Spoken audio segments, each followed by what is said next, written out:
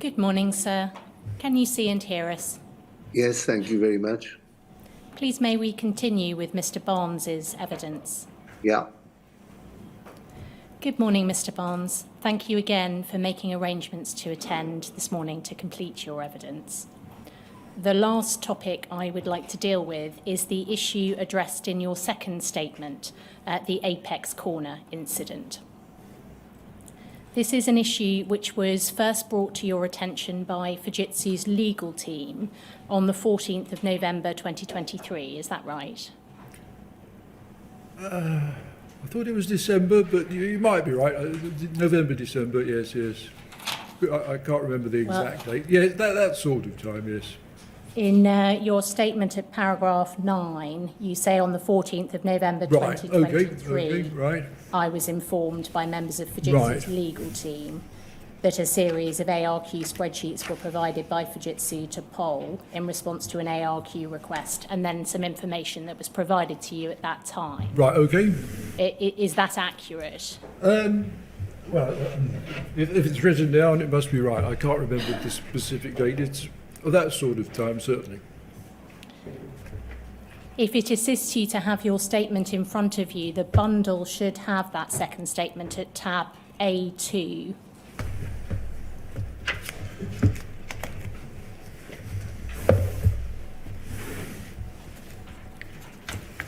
Right, okay, thank you.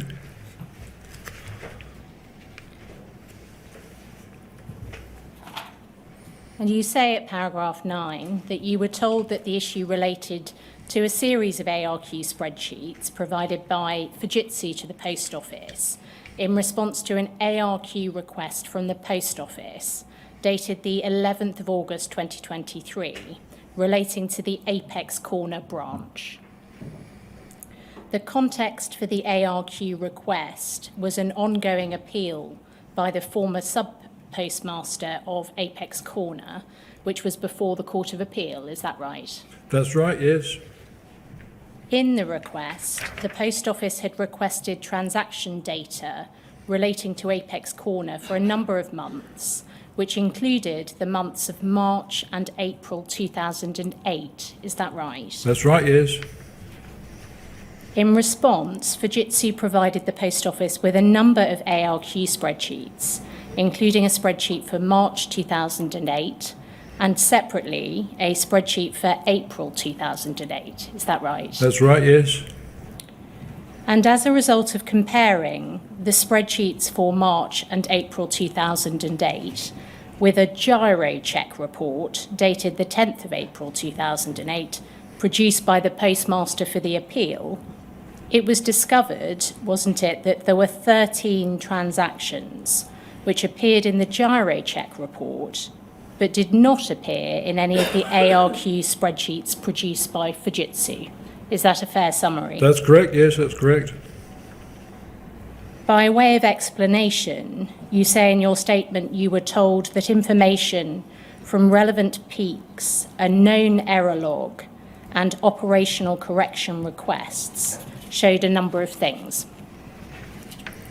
First, the 13 missing transactions, which had taken place in March 2008, had been marooned on the counter at Apex Corner, together with a large number of other transactions in 2008. Yes? That's correct, yes.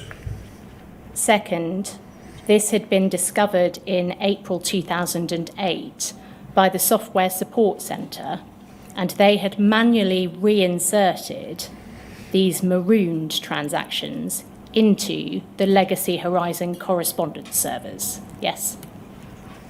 That's correct, yes. Third, these marooned transactions were reinserted into the correspondence using a virtual counter ID, and the use of that virtual counter ID was the reason that the SSC transaction reinsertions had been identified. That's right, yes. You have been investigating the Apex Corner incident, is that right? That's correct, yes. Starting, please, with the first of the pieces of information you were provided with in November 2023, the fact that the transactions were marooned on the counter at Apex Corner in March 2008. Can you explain, please, what you mean by this, being marooned on the counter? Well, it's this is really not my technical area, but basically there was some technical problem and the messages weren't copied to the correspondence servers at that time, so that they didn't appear in the audit, the normal audit data. But it's not really my area, that my technical area, that. To the extent that you can help, how would marooned transactions have appeared to a sub-postmaster using the system in branch? I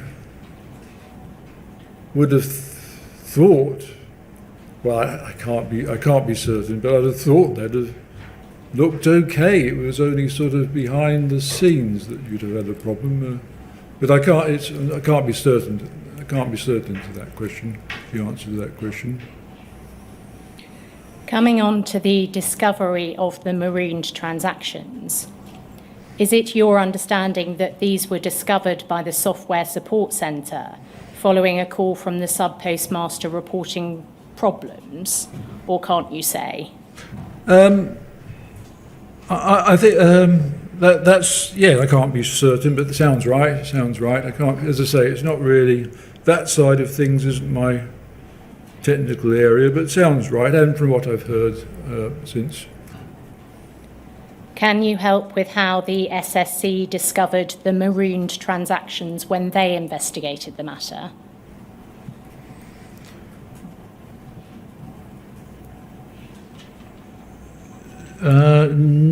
Can't be certain on that point, no.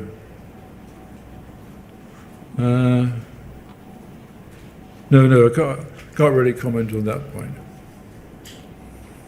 Can you help with whether the marooned transactions would have come to light at all had the sub-postmaster not called the Software Support Centre? I can't comment for sure. Sounds like probably not, but it's not again, not my technical area of expertise, that. And your understanding of what they did in April 2008, that is the Software Support Centre, was to remotely access the counter in branch using a virtual ID and reinsert the transactions which had become marooned. Is that right? That's right. Now that bit I do understand. That's correct. That's what they did. Yes. Now I'm understanding again. Yes. Setting aside the technical explanation for Fujitsu's production of incomplete ARQ data, in simple terms, is it right that it was the remote reinsertion of transactions a month after they were actually done that caused a problem? That's right, exactly. And the key thing here, it was a month afterwards. That's the key. If they'd done it very quickly, there wouldn't have been a problem with the audit system. But because it was a month afterwards, there was. Is it right that the SSC's actions in this regard was only ascertained because of the presence of the virtual counter ID? Well, that was certainly a indicator, though you see, you can have counter offices with 20 counters, so you need a bit more knowledge than that. But it was an unusually high counter. They add 10 to the normal counter number, I believe, as I understand it. You say at paragraph 9.3 of your statement, these maroon transactions were reinserted into the correspondence using a virtual counter ID, brackets, i.e. a counter that did not exist at the branch, which was used to identify that they had been reinserted by the SSC. That they didn't exist at that branch. What I'm saying in general, with multi-counter offices, you could have had such a high counter number, but at that branch, there wouldn't have been. Yes, that's correct, yes. Is it right that had the sub-postmaster in this case not had a gyro check report showing the 13 missing transactions. The inaccuracy of the ARQ data produced to the appeal court would not have come to light. I think that's highly likely. I mean, it was a completely new issue to me. I'd never come across this before, so it was completely new issues to me. So I would say what you say is correct, yes. Before we come to your investigation of why the reinserted transactions were not retrieved by the ARQ process applied in 2023, I would like to ask you please about a discrete aspect of the Horizon Online ARQ process. There is a suggestion at paragraph 17 of your statement, that second statement in front of you,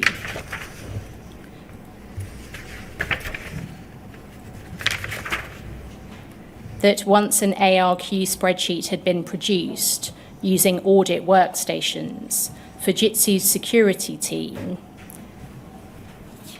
would do an extra step. Can we have that paragraph on screen, please? It's page 10 of WITN 098-70200. You say, my understanding is that the security team would identify gaps and duplicates in messages through automatic checks and occasionally identify that whole days of messages were missing at the end of an ARQ spreadsheet following a manual review of the spreadsheet. This would sometimes be drawn to my attention by the security team, who would ask me to investigate the gaps and find the missing messages by extending the retrieval range of the ARQ while keeping the filter range the same. Are you saying here that ARQ spreadsheets produced by the ARQ process were and are checked for completeness before they're signed off? Is that what you're saying? Right, well, there's two aspects for this. First of all, automatically, gaps in the message run and duplicates in the message run are performed by the software. And when the spreadsheet is produced, there's a summary table which states whether there are any gaps or duplicates. However, so that identifies most problems, but obviously with gaps, if you get to the end of the range, well, you can't really be certain because there's nothing beyond it, as it were. So it's really up to the operator. If he sees a whole day missing at the end of the range, then he knows something's wrong. So that would be drawn to my attention sometimes, and the answer then almost always was to add a few extra days to the retrieval range, and because the relevant transactions were gathered slightly late, so that was almost always the answer. So it's automatic checking of the gaps, plus because the automatic gap checking can't check at the very end of the range, manually checking to make sure there are not whole days missing at the very end, if that makes sense. So if the security team considered messages were missing, they'd contact you, is that what you're saying? Yes, that's well. I mean, sometimes they might take their own initiative and add an extra initiative and add a few extra days, I suppose. But sometimes they would contact me, and I would go down and have a look. And as I say, I would investigate, and very often say, yes, these files were gathered late. You just need to add a few extra days to your retrieval range. And just to explain what you mean by that, is that rerunning the retrieval request with a wider date range? Exactly, yes, exactly. You're not talking then about manually inserting transactions? No, this is simply the missing transactions were just gathered late, so you just need to... Always we add an extra 3 days, I think it is, or there's a considerable number of days that you can add to the retrieval range. We'll just make it a bit bit bigger, and that can cater for most issues. Coming then to your findings as to the technical cause of the incomplete ARQ data being produced by Fujitsu, taking it as simply as possible, and please correct me if at any stage I fall into error, is it right that under the old legacy Horizon ARQ process, transactions sent from the counter to the audit archive were given a transaction date as well as a sealed date on which the file containing them was added to the audit archive. That's right, yes. It just disappeared from my screen, is that? That's fine, you don't need that right, document right. at this stage. If there's anything you'd like to see, your second statement, Right. which you have in front of you, may assist. The 13 missing transactions, which had transaction dates in March 2008, were not sealed in files in the audit archive until April 2008, because they were marooned and then reinserted by SSC a month after they were in fact conducted. When the Apex Corner ARQ request was processed, the data was filtered to retrieve 1, transactions with a March 2008 transaction date from the file sealed in March 2008, and 2, transactions with an April 2008 transaction date from the files sealed in April 2008. What were not sought were transactions with a March 2008 transaction date from the files sealed in April 2008, and therefore the 13 missing transactions were not retrieved. Exactly, that was the problem, yes. In the course of your investigation, you applied a revised query for March 2008 transactions from files sealed in April 2008, is that right? That's right, yes.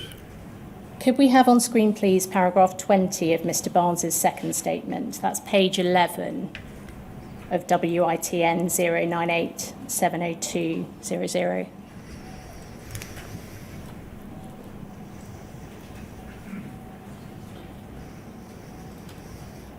And you say this: once this revised query was applied, the 13 missing transactions were retrieved and presented on an ARQ spreadsheet, and the automatic checks noted at 16C identified gaps in the messages that had been reinserted by the SSC on the virtual counter. At this stage, I am not sure why there were gaps in relation to these messages, and the investigation is ongoing in this regard. Can you explain what you mean by gaps in the messages which had been reinserted? Right, well, after all the files are retrieved, each message has a number, and they're all sequential. So always the software automatically checks that there are no gaps, so that you can be sure that nothing's being missed out. But for these special inserted transactions, there were gaps. Now, normally gaps is practically unheard of. It just doesn't happen. We check for it all the time and it never happens. But they were happening for these inserted transactions by the SSC. Not too sure why that was. But I suppose because they were done in a slightly unusual way because of the manual insertion. But so normally gaps is unheard of, really. It just doesn't, well, we always check for it, but it's very, very rarely reported, and always a thorough investigation occurs when there are gaps found. Does this mean on the face of it that the SSC did not reinsert the transactions accurately? Well, I don't know the answer, really. I just don't know. I don't know quite the answer there, so I can't be certain on that point. You say that investigation is ongoing in this regard.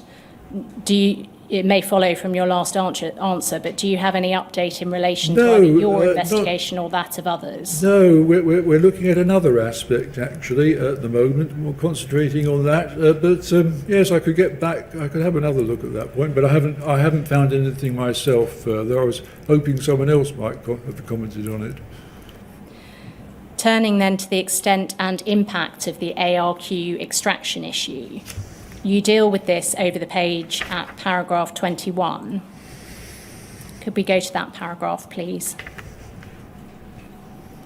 And you say this: based on the investigation so far, in general terms, My understanding is that the ARQ extraction issue can occur in the following circumstances. A, there is delay between 1, the date that a transaction was carried out at a branch, and 2, the date that the TMS file containing the transaction was sealed in the audit archive. B, the delay is caused by error or fault, e.g. counter hardware failures, a fault with the sealer, network connectivity problems, which leads to transaction messages that took place in month A being stored in the audit archive in TMS files that are sealed in month B, e.g. in the Apex Corner incident, the SSC reinserted the 13 missing transactions and others using a virtual counter ID. C, an ARQ request is received requesting data for the branch, including in relation to month A. D, the current Horizon Online ARQ process is followed to respond to the ARQ request, and the sealed TMS files relating to the branch for month B are not searched for transactions that took place in month A. And E, the automatic checks, noted at paragraph 16C above, fail to identify any gaps in the transaction messages that would indicate the transaction is missing. You then say this at 22, the Apex Corner incident has shown that the current Horizon Online ARQ process has a flaw because transactions in Legacy Horizon for 1 month can be stored in the audit archive in the following month, such that the additional days allowed in the retrieval range are not enough to capture all the relevant TMS files that were sealed late. As a result, Fujitsu is modifying the process to allow 3 months in the retrieval range, i.e. the date range applied to retrieve TMS files. Hence, it will retrieve up to 2 months of lately sealed or inserted messages. You say at paragraph 23 that you are working with other technical and operational staff in the POA to understand the extent and impact of the ARQ extraction issue, including in relation to Legacy Horizon and Horizon Online. First of all, what steps have been taken to investigate this? Well, what we're doing at the moment, we're concentrating on the Legacy Horizon, but what we're going to do is, a colleague of mine is writing some software to do this, is we're going to extract every month of the cluster files and search them for any cases where there's a transaction in them which is in the following month, or any higher month, that is, and produce a report on that, so we'll see how common it is. So that's what we're doing right at the moment. That's what we're concentrating on. And do you have any update or findings which you're able to tell us about today? My colleague has, I read an email from him saying he's got some test results to be looked at, but unfortunately, like yesterday, I was concentrating on my statements, but I shall be looking at that this afternoon when I get back.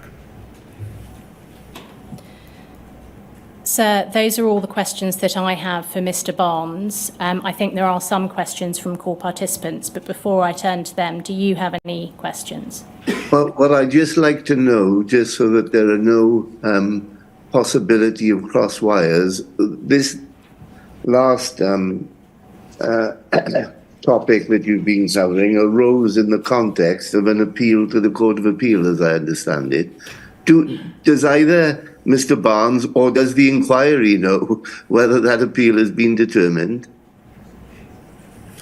I don't know. I know it was because of an appeal. I don't know the answer to that. Our Fujitsu legal team would probably know, but you don't know. Do we know personally? Sir, I'm told that it hasn't by those who represent the post office.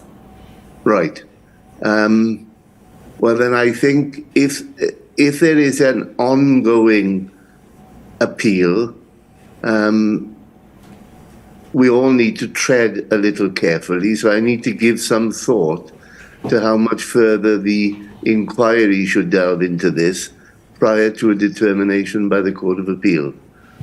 So that's a rather long-winded way of saying, Mr. Barnes, that the inquiry will contact you rather than you contact the inquiry if we need any further information about this aspect of your evidence, just so that I can be careful not to interfere in any way in the processes of an ongoing appeal.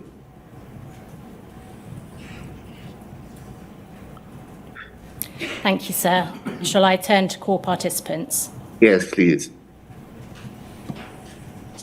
Ms Page has some questions, sir. Yeah.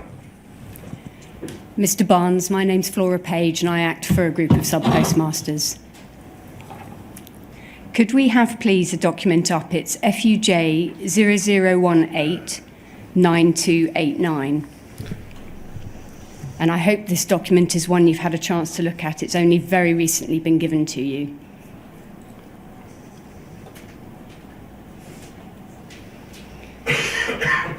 Have you had a chance to see this, Mr. Barnes?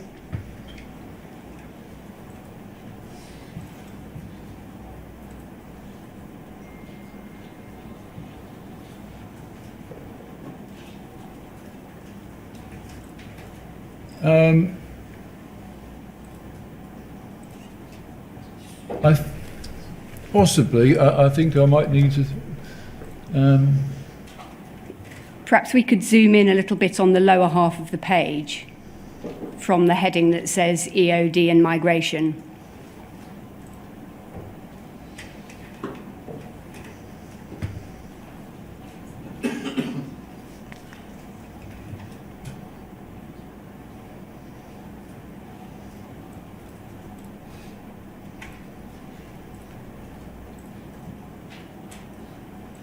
Yes, I read a lot of extra material. I don't quite remember this one, but anyway, you're welcome to ask me a question about it. I'll do my best to answer.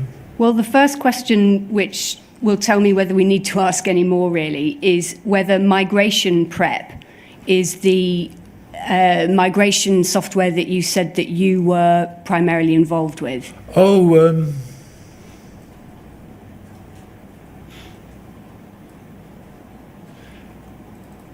I think, yes, I think that was a different bit of software. That was, yes, it's a long time ago. There was some counter software where you press a button to do the migration, which I definitely remember writing.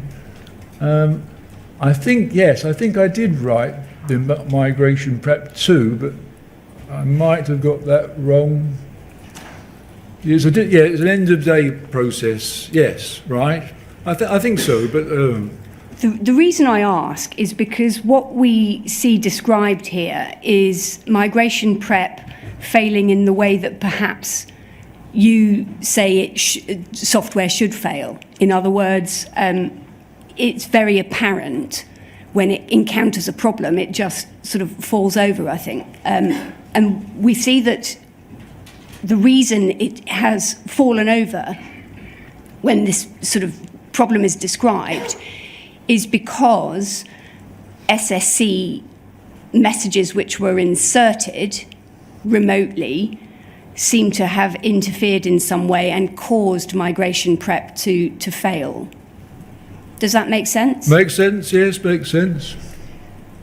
And so that might be an example of what you describe as sort of good error handling. Is that right? Well, that's the idea. Right? If something's wrong,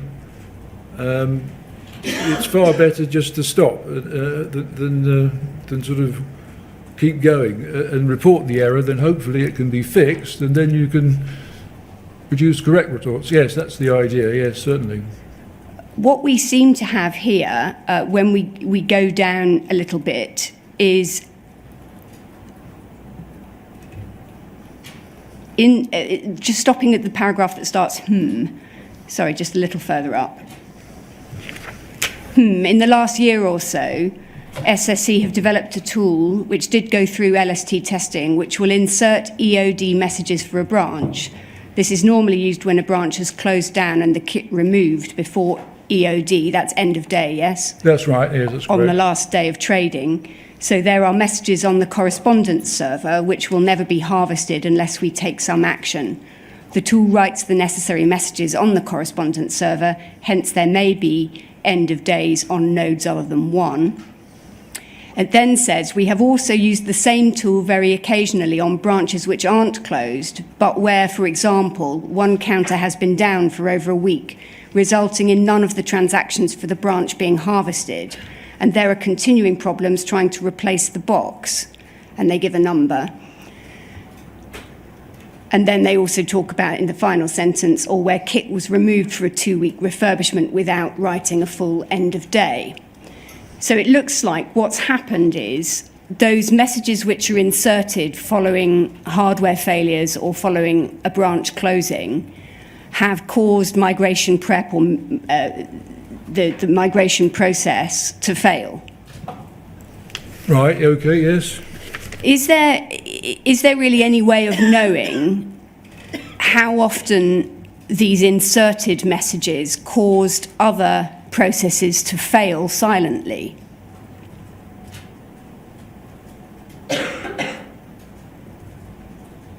Not really, I suppose. No,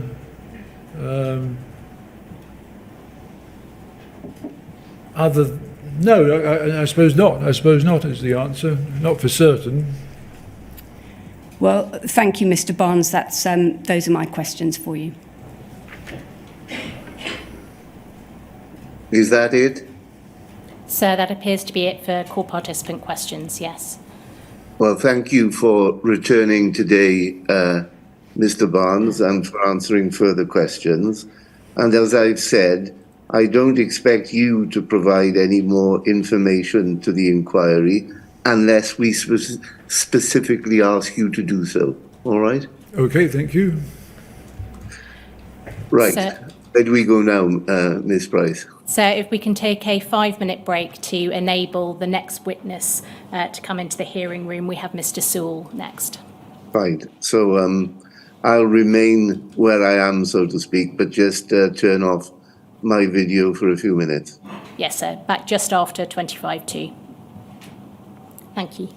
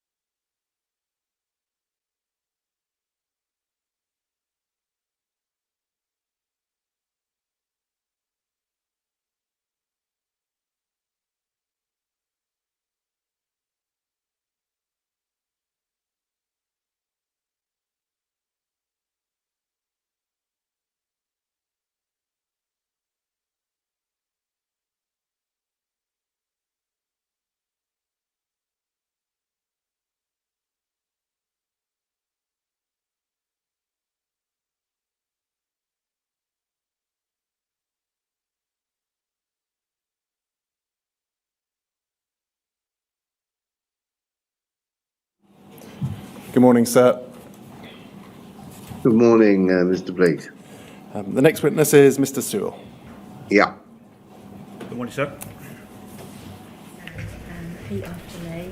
I swear by Almighty God I swear by Almighty God that the evidence I shall give that the evidence I shall give shall be the truth, shall be the truth, the whole truth, the whole truth, and nothing but the truth. and nothing but the truth.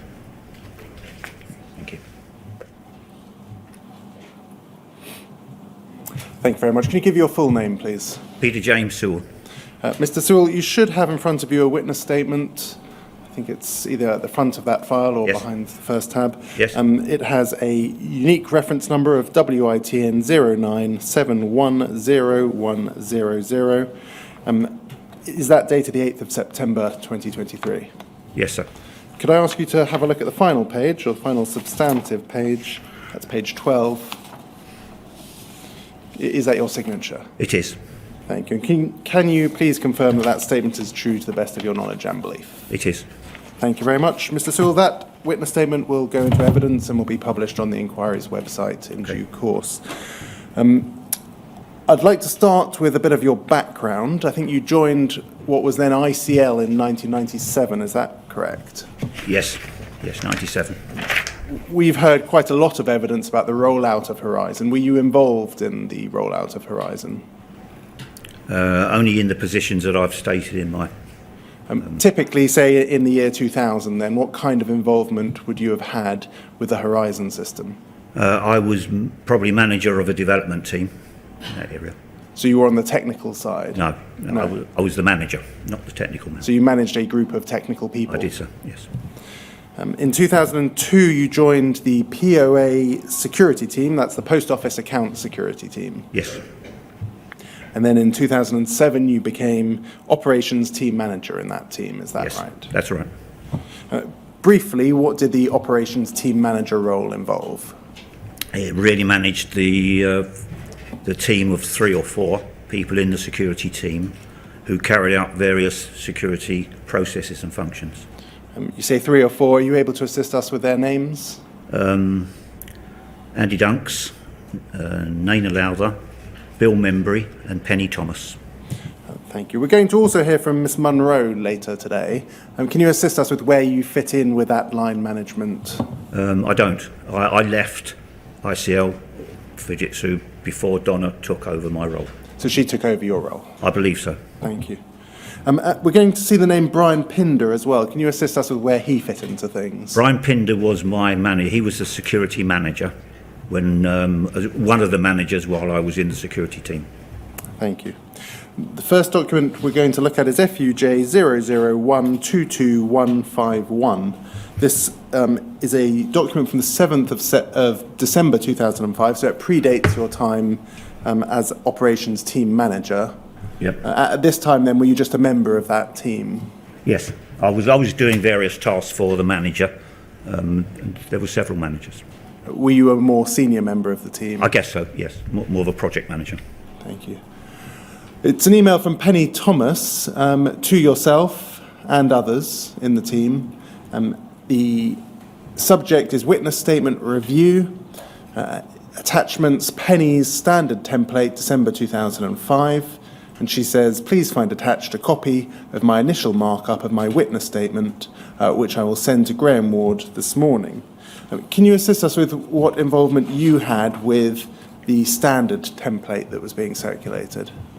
Not a great deal. I didn't involve myself with any of the witness statements at all. Why would she have been sending it to you? I think out of a standard way of letting someone see what she's done. And I was that person because I was a manager. So you were her manager at this time?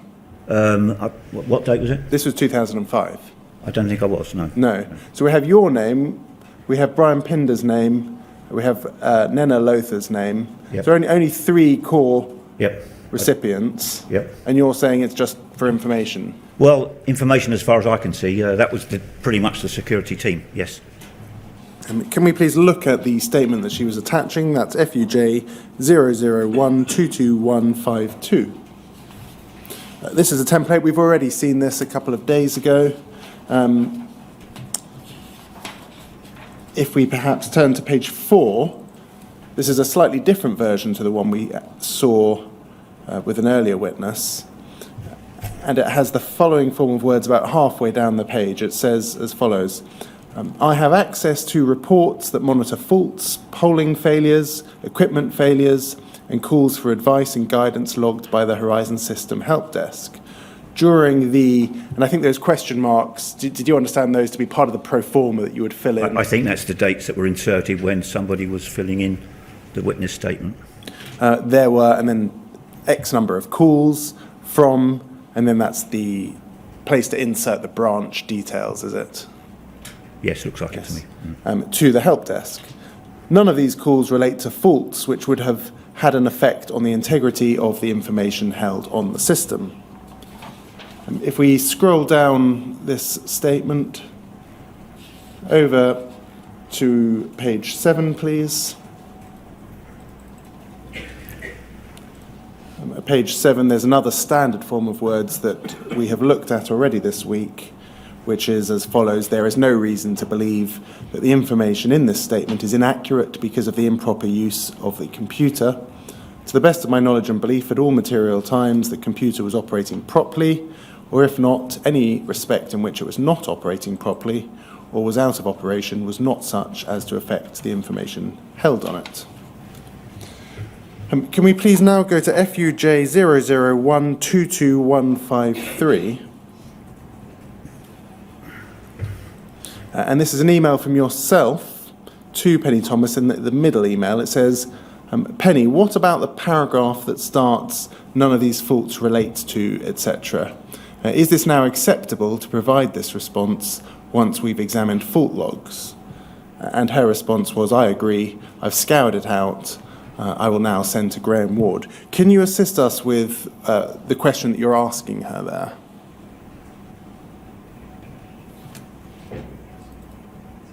I can't remember. I don't know. That was 2006, 2005. Yes, I mean, perhaps if we could put that middle email side by side with the document that I've just taken you to, so that's FUJ 001225152, please, and it's page 4 of that document.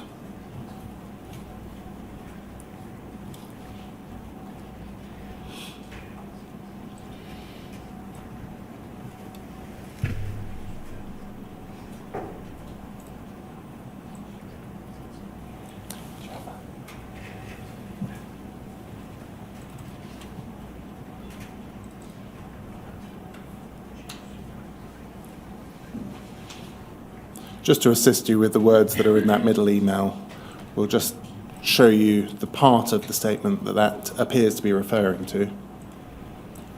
And that's FUJ 001225152, page 4. Okay. Thank you. So if we see there on the right-hand side, it's the second paragraph, the final sentence of that second paragraph. None of these calls relate to faults which would have had an effect on the integrity of the information held on the system.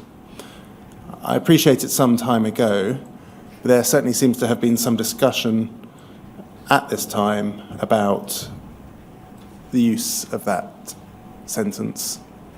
I think, I don't really remember it, but I guess that I picked that out and thought, is that right to say that?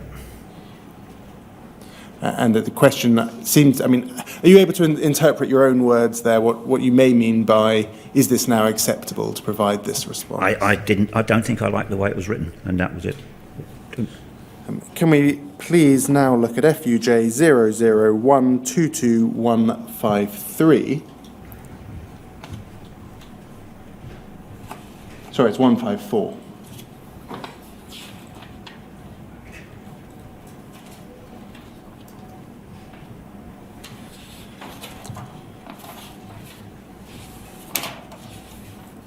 Thank you. And if we turn to page 4, we can see, you'll recall, we just looked at Penny Thomas's email where she says she's removed it. Right. And if we turn to page 4, we can see that that form of words has been removed from this pro forma.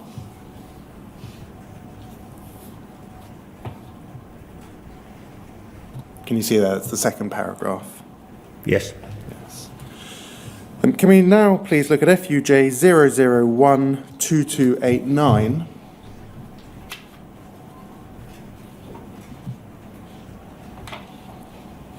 This is an email of the 22nd of March 2006, so you're not yet team leader or manager of the team. It's an email that you're copied into.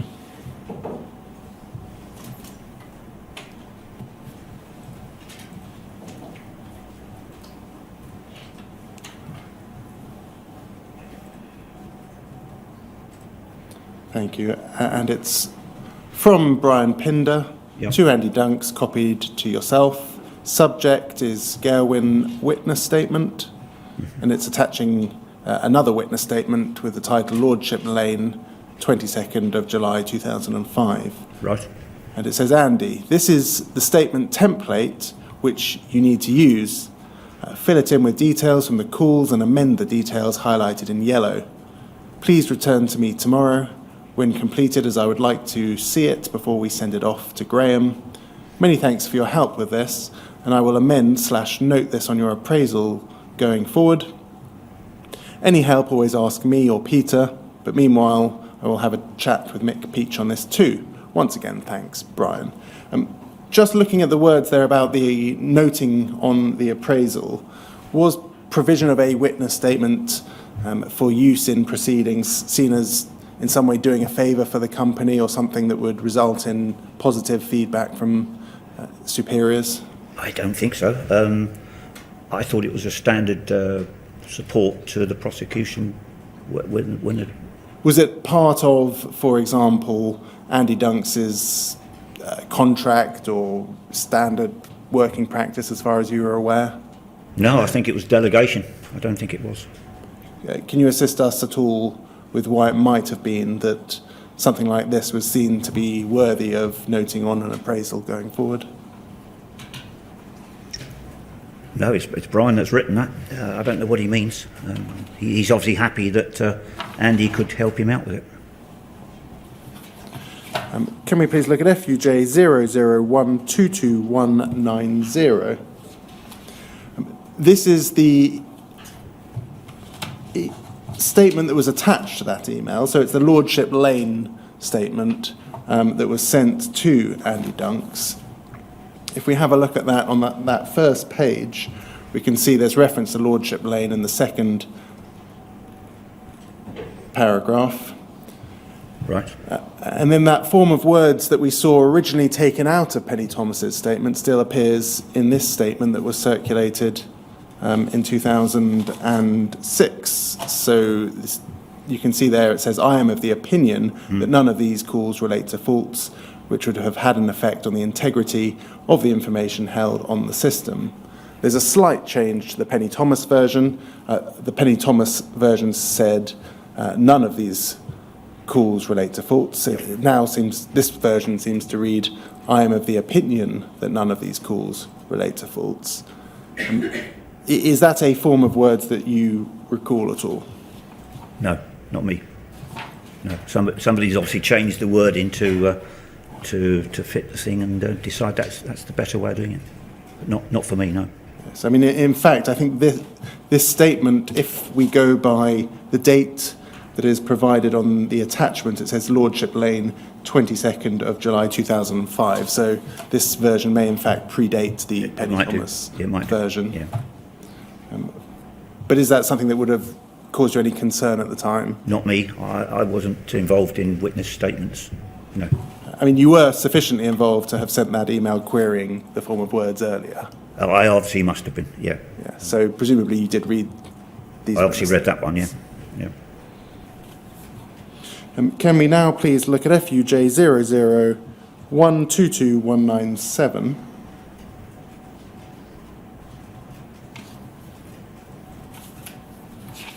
And we're going to start at page 5. Bottom of page 5 into page 6, please. This is a chain of emails. We're going to see in due course you become copied into the emails. Right. It's not clear at all from this email who the recipients were. It just seems to go to Fujitsu. Do you recall who Graham Ward was? Graham Ward was case manager for the post office. So he was at the post office, Yes. emailing a team within Fujitsu. Are you able to assist us with the name in the two? He would email Penny Thomas. Penny Thomas. Yes. I'm going to read from that email. He says as follows. He says, all. So perhaps it's more than just Penny Thomas.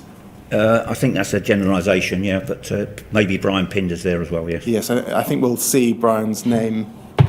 If we go to where it says Brian, in the case of Marine Drive, that's a case that we've heard in this inquiry, that's Mr. Castleton's branch. Right. And Torquay Road, for which you have previously provided written responses, I would like to sound out the possibility of someone at Fujitsu providing a formal witness statement along the lines of the attachment below, which was provided by Bill Mitchell in one of our criminal cases. Who was Bill Mitchell? Bill Mitchell was the predecessor manager to Brian Pinder, security manager. Thank you. Whilst Marine Drive and Torquay Road are not criminal matters, given the allegations being made by the postmasters, I'm sure you'll agree that it is very much in both ourselves and Fujitsu's interests to challenge the allegations and provide evidence that the system is not to blame for the losses being reported. Whilst it may not be a statement that you, Penny or Nena can provide, I'm sure there must be someone who can. Just pausing there, that concern that it's in both ourselves and Fujitsu's interests to show that the system is not to blame for losses, was that a concern that you were aware of at that time?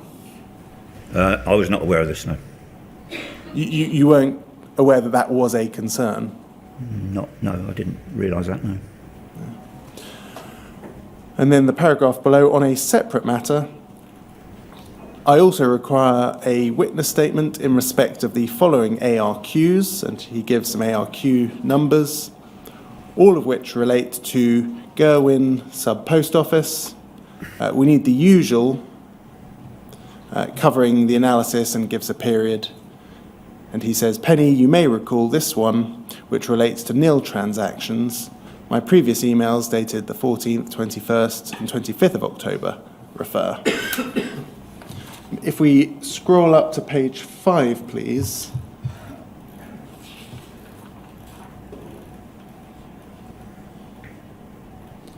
Thank you very much. We can stop there.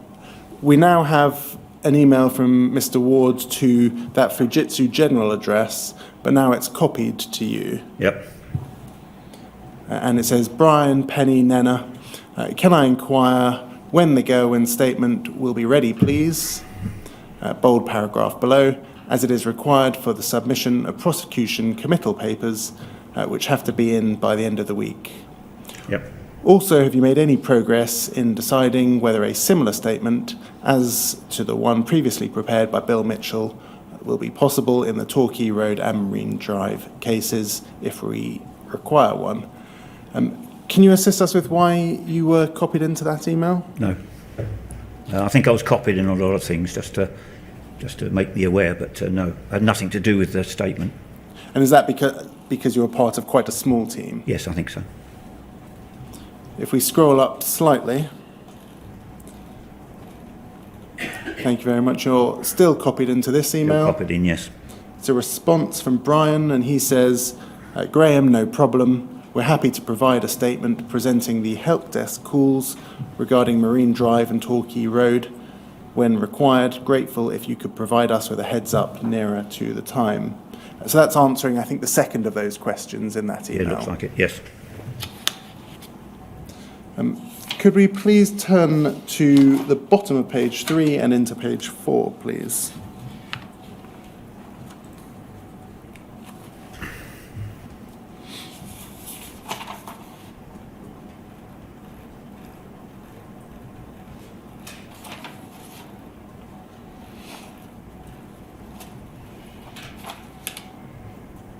Thank you. So we have here an email from Graham Ward to Brian Pinder and others, but you're not copied in at this stage, although I think you did receive the chain, and we'll come to look at that. But if we scroll down, please. So scroll down to the bottom of page 3.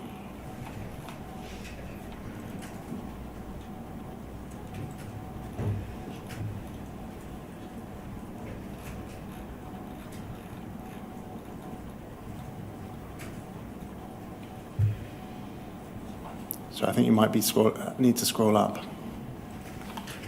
It's page 3. Thank you. So it's the bottom email there from Graham Ward to Brian Pinder. As I say, you're not a direct recipient of that, although we'll look at the entire chain because I think you do possibly appear again. It says as follows: Brian, I'll get back to you once I've confirmed whether we need these statements or not in respect of Torquay Road and Marine Drive. Can I also take this opportunity to clarify our requirements in respect of the Gerwin statement? In this case, the sub-postmaster is blaming Horizon for his losses, claiming that for various banking-related transactions, the counter desktop records amounts entered for payment but then shows nil when the transaction log is printed. And it is this we need to refute. Just pausing there, as at this period, so March 2006, were you aware of complaints being made by sub-postmasters blaming Horizon for losses? No, sir. You weren't aware of that? No. Various emails passed between myself and your team on this matter, and the reply below was received from Penny on the 20th of October 2005. And then the next paragraph appears to be a quote from an email that had passed between himself and Penny Thomas. It says, nil transactions could also be caused by errors in PIN pad, counter, agents or host code, depending on what constitutes a nil transaction. This cannot be determined without access to the appropriate system logs. And then he continues, Penny also sent, with the respective ARQ data, additional spreadsheets which showed all nil transactions for the periods. He says, we therefore require the usual statement producing the transaction and event logs. Penny has sent me a draft and I've suggested 1 or 2 minor amendments. We'll also need the above spreadsheets produced by whoever put them together, explaining the headings and under what circumstances nil transactions can occur. Finally, 1 or 2, etc. The question I have for you is about the words from Graham in the second line. He says, Penny sent me a draft and I have suggested 1 or 2 minor amendments. Was it usual, to your understanding, for somebody in the Post Office investigations team to suggest amendments to witness statements? I can't recall whether that was a true statement or not. I don't know.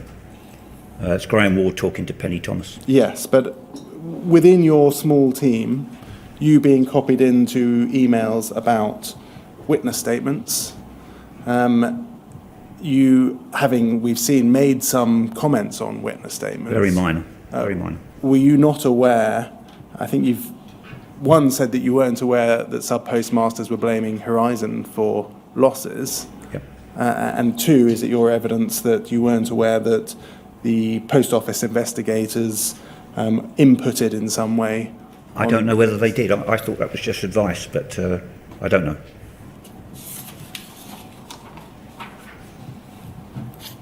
Can we turn to the first page, please?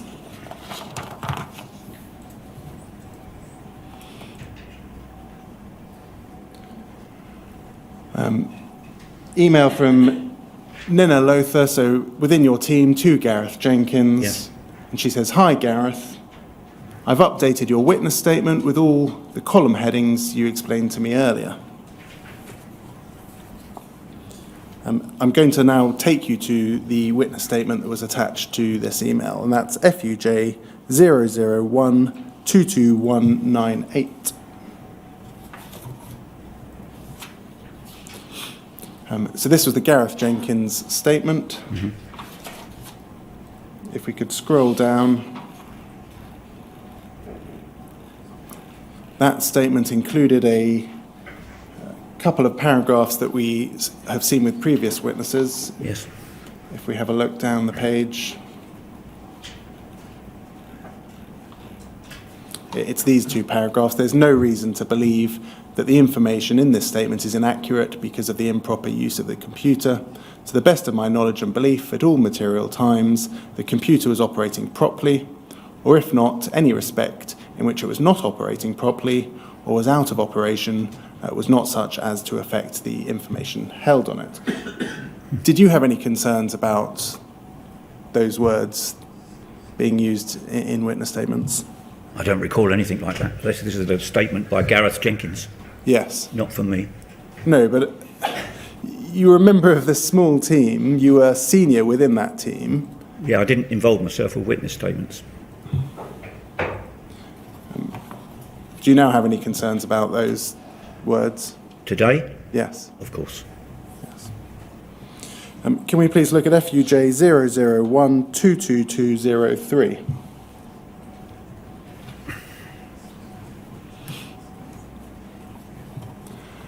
We have a response from Gareth Jenkins, and I accept you're not copied into this email, but he says, I've annotated it with revisions.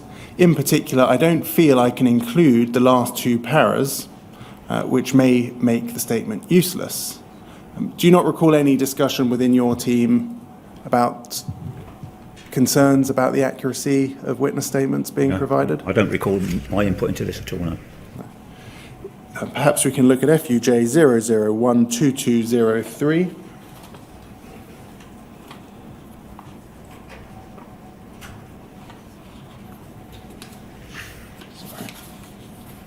Sorry, it's FUJ 001-220201.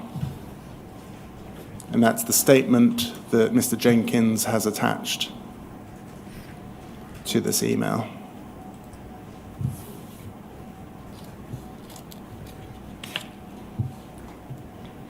Thank you. And if we scroll down to the end of the statement, please. He's highlighted those two paragraphs at the end, and he says at the bottom, I'm not sure that the yellow bit now, we've scanned it in black and white, but it's those two paragraphs there, is true. Can this be deleted? All I've done is interpret the data in spreadsheets that you have emailed me. So looking back at what we've already looked at this morning, we have Penny Thomas removing a definitive statement about system integrity from the pro forma that she had been working on. You have Gareth Jenkins here expressing concerns about a paragraph that says that the computer system was operating properly. As at 2006, do you recall there being any concerns within your team about what they were being asked to do in relation to the provision of evidence in criminal proceedings? I don't recall anything like that. This is what the part of the job was, to provide a witness statement with the figures from the ARQ. And you don't recall within that small team any discussions about concerns about the reliability of the evidence being given? No. I'm going to move on to a specific issue, and it's an issue that we might refer to as the Craig Park issue or Lock issue. Yes. Can we please have a look at FUJ 001-54823, please? We're now in August 2008, so by this time you were a manager of the team, or the... Yes. Yes. Can you assist us with what management involved? Were there regular team meetings? Team meetings, How often? appraisals, objectives, typical manager type roles. How often would the team meetings take place? Various, as and when necessary. If there was some sort of issue, there would be a team meeting. Otherwise, there'd be a routine, maybe a monthly meeting. And appraisals, feedback? Appraisals will be annually. Was it a team in which people who were in the team felt able to speak freely about concerns that they had? I think so, yes. let's look at this particular issue.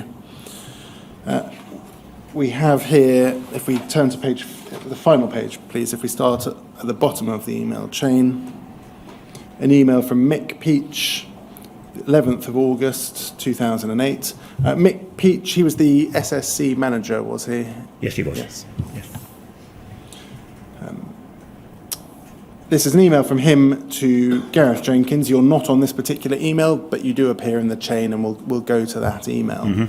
But he says as follows: Gareth, okay, I understand that you don't want this to be left unfixed, and we can see in the subject it's about a particular problem in a branch, Craig Park branch. On the basis of the evidence that we have, there are 35 errors per week inside the 7 to 8 p.m. Wednesday window. Wednesday window is that the balancing day? No idea. No idea. And 2 in the 35-52 weeks equals 1,820 are known to have caused a discrepancy. A, SSC staff spending lots of time monitoring these events for 1 to 2 per year is simply not cost effective. B, fixing the underlying problem of holding the lock for too long is feasible, and it refers to a peak, and we're going to go to that peak shortly. And he says, but I would want some assurance that making this change to the live estate to resolve 2 reported issues is not going to have a knock-on effect anywhere else. I know this is a difficult request, but I don't like changing Horizon at this stage, and I would like to be convinced that it is necessary and that it won't make matters worse. If we go up, please, to page 3. So summarising that, Mick Peach seems to not want a fix to Horizon and is looking at some workarounds. It looks like it, yes. Yes. Yes. Gareth Jenkins responds to Mr. Peach, and he says, Mick, as discussed, I'm still uneasy about this, but I agree it's probably safer to leave things as they are. I've discussed this with Mike, and I'll mention this to Pete Sewell so that he can ensure that if we're providing evidence for an ARQ, that we also check on relevant events. Now, your evidence so far has been that you didn't get involved in witness statements. Tried not to, yes. Well, why is Mr. Jenkins there seeing you as the relevant person to go to in respect of providing evidence for an ARQ? I can only assume that's because I was Penny's manager, Penny Thomas, and Penny Thomas was the ARQ expert. So you managed the person who was providing evidence in proceedings? Yes. And if we scroll up, please, we can see that Gareth Jenkins emails you, and he says as follows: Pete, over the last couple of years, we've had a couple of cases where EOD, I think that stands for end of day. Yes, I believe so. Which runs at 7 p.m, interferes with transactions being written at the counter. If this happens, then there is an event written to the NT event log. Given we only have a couple of instances and a fix is as likely to cause further problems, then we're reluctant to make a change to Horizon. However, if Horizon data is being used in evidence for the prosecution of a postmaster, it is probably wise to also check to see if any such events were produced during the period in question. Is this something that can or should be built into the ARQ process? And then if we look up, please, if we go up to the previous page, page 2, we have an email from yourself following this up. Is that within your team, to Alan Holmes and Penny Thomas? Yeah, Alan Holmes was the design authority for the audit system. And it says, Alan, can we set up a meeting, please? Gareth has raised a potential issue with events which might require a change in our ARQ process. So it seems as though, as at the 12th of August 2008, you were taking things forward, arranging a meeting about this issue that had been raised by Gareth Jenkins. That's exactly what that is, I think, yes. Yes. Can we please look at FUJ 001 55232, please?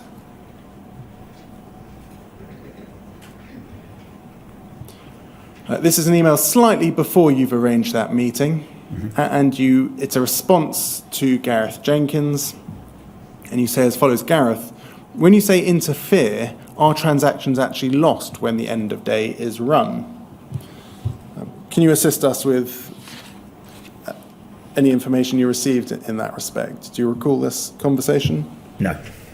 I just don't recall it. Do you remember receiving an answer?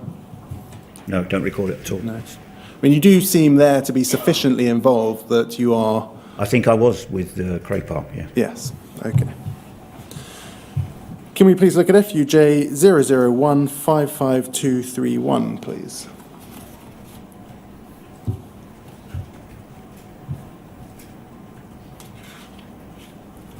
Thank you. An email from Penny Thomas to Gareth Jenkins and others, including yourself. It says, "Hi all, Pete has asked me to send a note to set up a meeting to discuss this issue." And then you ask if everybody can make the 14th of August, and she attaches peaks and kells. So the peak is the incident log, and the kell is the known error log. Were those things that you were familiar with at that time? I know what they were, yes. Yes. So she's sending round effectively information to be discussed at a meeting. Yeah, these are the three technical people that would have had real relevant input into this. Yes. Thank you. If we look over to page 4, please, that's the first of the peaks that she has attached. It's again a peak that we've seen quite a lot of over the past couple of days. It's PC 015376. And it begins on the 20th of December 2007. So by the time of this discussion I think we're in August now, August 2008. So by August it had been known for 8 months, this particular issue. Yep. Is that right? Reading this, yes. Yes. Yes. Presumably prosecutions had been going on during this period and other court cases? I don't recall, not sure. Do you recall, for example, a pause in 2007 to August 2008 following this issue? Yes. You recall a pause in 2007, or do you recall a pause later? I recall there was a pause while Yes. this was checked out. And that pause presumably followed the August meeting rather than prior to the August meeting, because you weren't aware of it before this period. Yes. So are we to understand that after discovery, 20th of December 2007, up until the date of this meeting, there hadn't been, from your team at least, any significant impact on the work that was being I don't know whether things were being checked at that time or not. I don't recall. But as manager of the team, do you recall any significant change to your practices between December 2007 and the date of the meeting in August 2008? I believe the error on Craig Park was 2007. Yes. Yeah. The error was in 2007. You are manager of a team that provides, for example, witness statements and prosecutions. Mm-hmm. Do you recall from December 2007 up until the date of this meeting in August 2008 any significant activity in relation to this issue? I don't recall them. Don't recall. You don't recall, or you don't believe there was any? I don't remember. I don't remember. It's If we turn over the page to page 6, please. I won't spend much time on this peak because we have, as I said, seen it a number of times here, but I can just summarise it for you. The middle of this page gives an indication of the issue. It says, the messages that should have posted the £465.73 gain in stock unit BM to local suspense failed to be written. Consequently, when local suspense was cleared, written off to profit and loss in this case, the £465.73 wasn't taken into account, and this resulted in the minus £463.73 trading position seen on the branch trading statement. So it seems as though the issue is that the sub-postmaster's branch trading statement would show a discrepancy as a result of this error. Yeah, it was suggested, yes. Yes. Yes. If we go over the page, please, to page 7, we've heard from Gerald Barnes. There's an entry here that we, again, as I say, have heard quite a lot about, and he says as follows. He says, the fact that the EPOS code is not resilient to errors is endemic. There seems little point fixing it in this one particular case because there'll be many others to catch you out. For example, when I tried to balance with CAB's process running, I found that declaring cash failed with the same sort of error message. So the issue being here that there would be a discrepancy and it wouldn't be showing as an error to the sub-postmaster. Is that what you understood the issue to be? I don't understand this. This is Gerald Barnes. Yes. He's one of the technical guys in the team of SSC. And he has summarised the issue in lay terms as effectively an error that is silent to the postmaster. Is that something that you were aware of, that this issue that caused a discrepancy wouldn't be seen, wouldn't be known to the sub-postmaster? I wouldn't know. I don't know. You wouldn't know? I don't know whether the postmaster was aware of this. Was that not something that was explained to you at the time? Explained to me? Yes, it wasn't explained to you. I don't know. I don't recall it. You don't recall? No. I mean, something that affected the balancing of a sub-postmaster, the branch trading statement, the statement that they would see that would show a discrepancy. Yes. Is that not something that would be of concern to you? If I was involved at this level, yes, I guess so, but I wasn't. But you were the manager of a team that provided evidence in prosecution of sub-postmasters. Yeah, I don't think I recall this at all. No. I mean, not resilient to errors, it suggests that, in fact, this is just an example of a problem that the underlying code could cause, rather than the real problem being the EPOS code itself. Is that something that was ever discussed with you? No.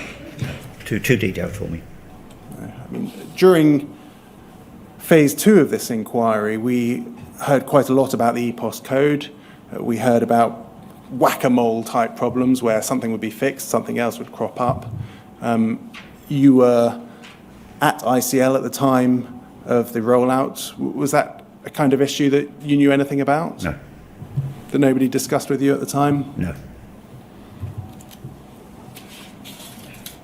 Can we please turn to page 11?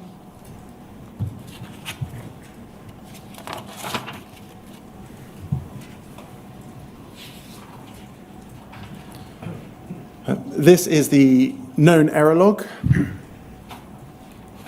If we could scroll down and over to the next page, please. We see the solution being explained. It says, no fix planned for Horizon, given the relative rarity of the problem. However, should the problem start occurring more often, then the need for a fix should be reviewed. Add any cases to the list below. And then we can see a list of cases. So there we have 3, by that time, peaks that addressed, so 3 recorded incidents that were sufficiently serious enough to result in an error log. Yes. 12th of December 2007, 5th of March 2008, 27th of December 2007. Over to the next page, please, we have... and can I just be clear, those were just the reported errors that were sufficient to make it into an error log. Is that... Do you understand peaks to be something... No, you're right. Yes. They're the logs. Over the next page is another peak. So this one we're looking at PC 0152421.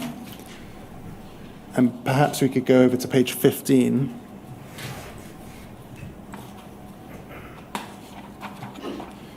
Here we have Anne Chambers reporting on the 21st of December 2007.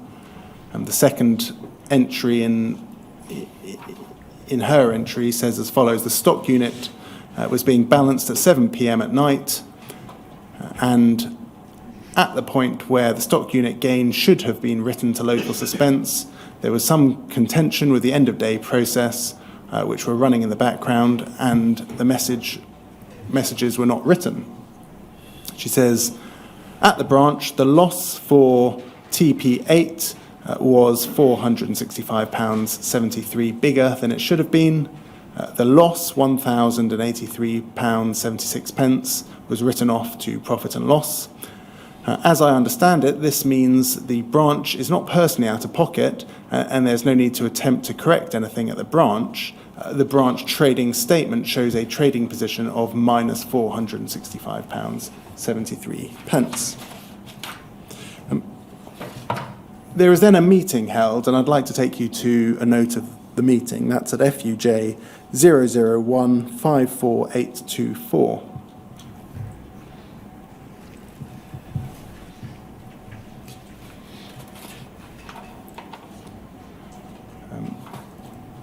So the meeting's held on the 13th of August 2008. Yeah. Present in the room is Gareth Jenkins, Alan Holmes. Can you assist us? Gareth Jenkins and Alan Holmes, they were both technical specialists. Yes. Stephen Meek. Was technical as well. Yes. And then we have Penny Thomas, and you joined by phone. Is there a particular reason why you joined by phone? I might have been away somewhere else, another location. I'm going to read to you a fair bit from these minutes before we take the mid-morning break. I'm going to start with that second paragraph.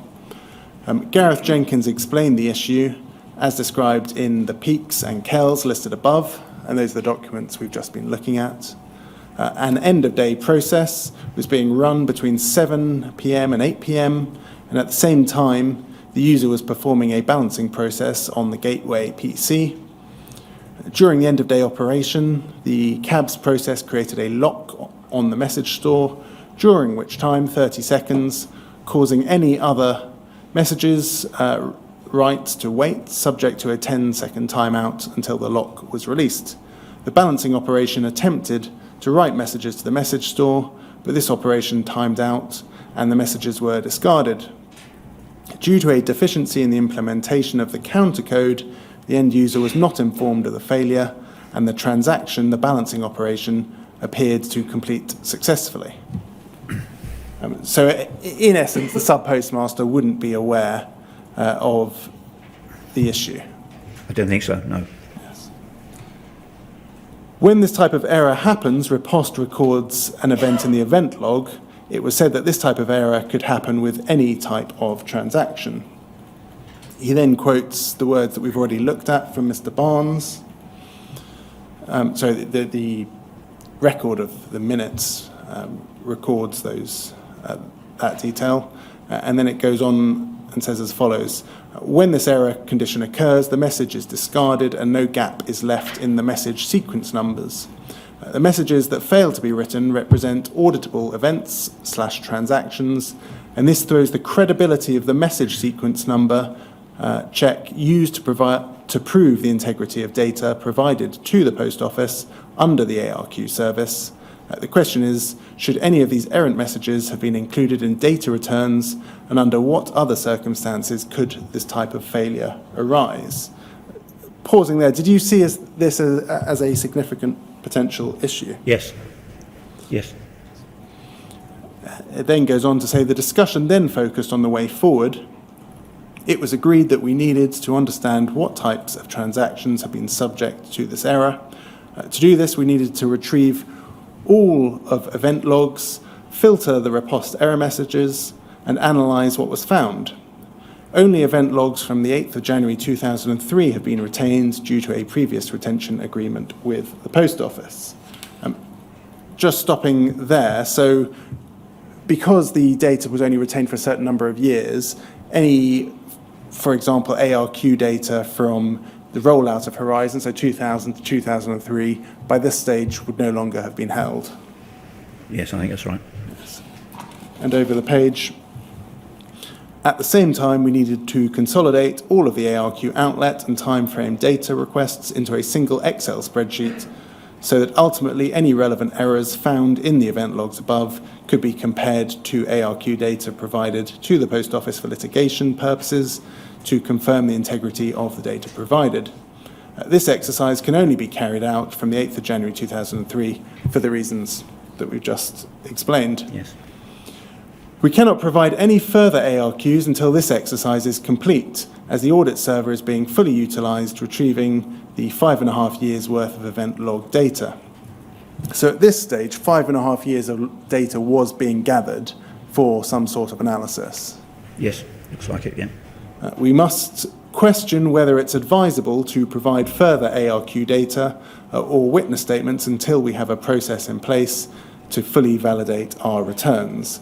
So do you remember some concern within the team at this time about witness statements and data that was being provided to the Post Office and the reliability of that data? Yes, as a result of this, yes.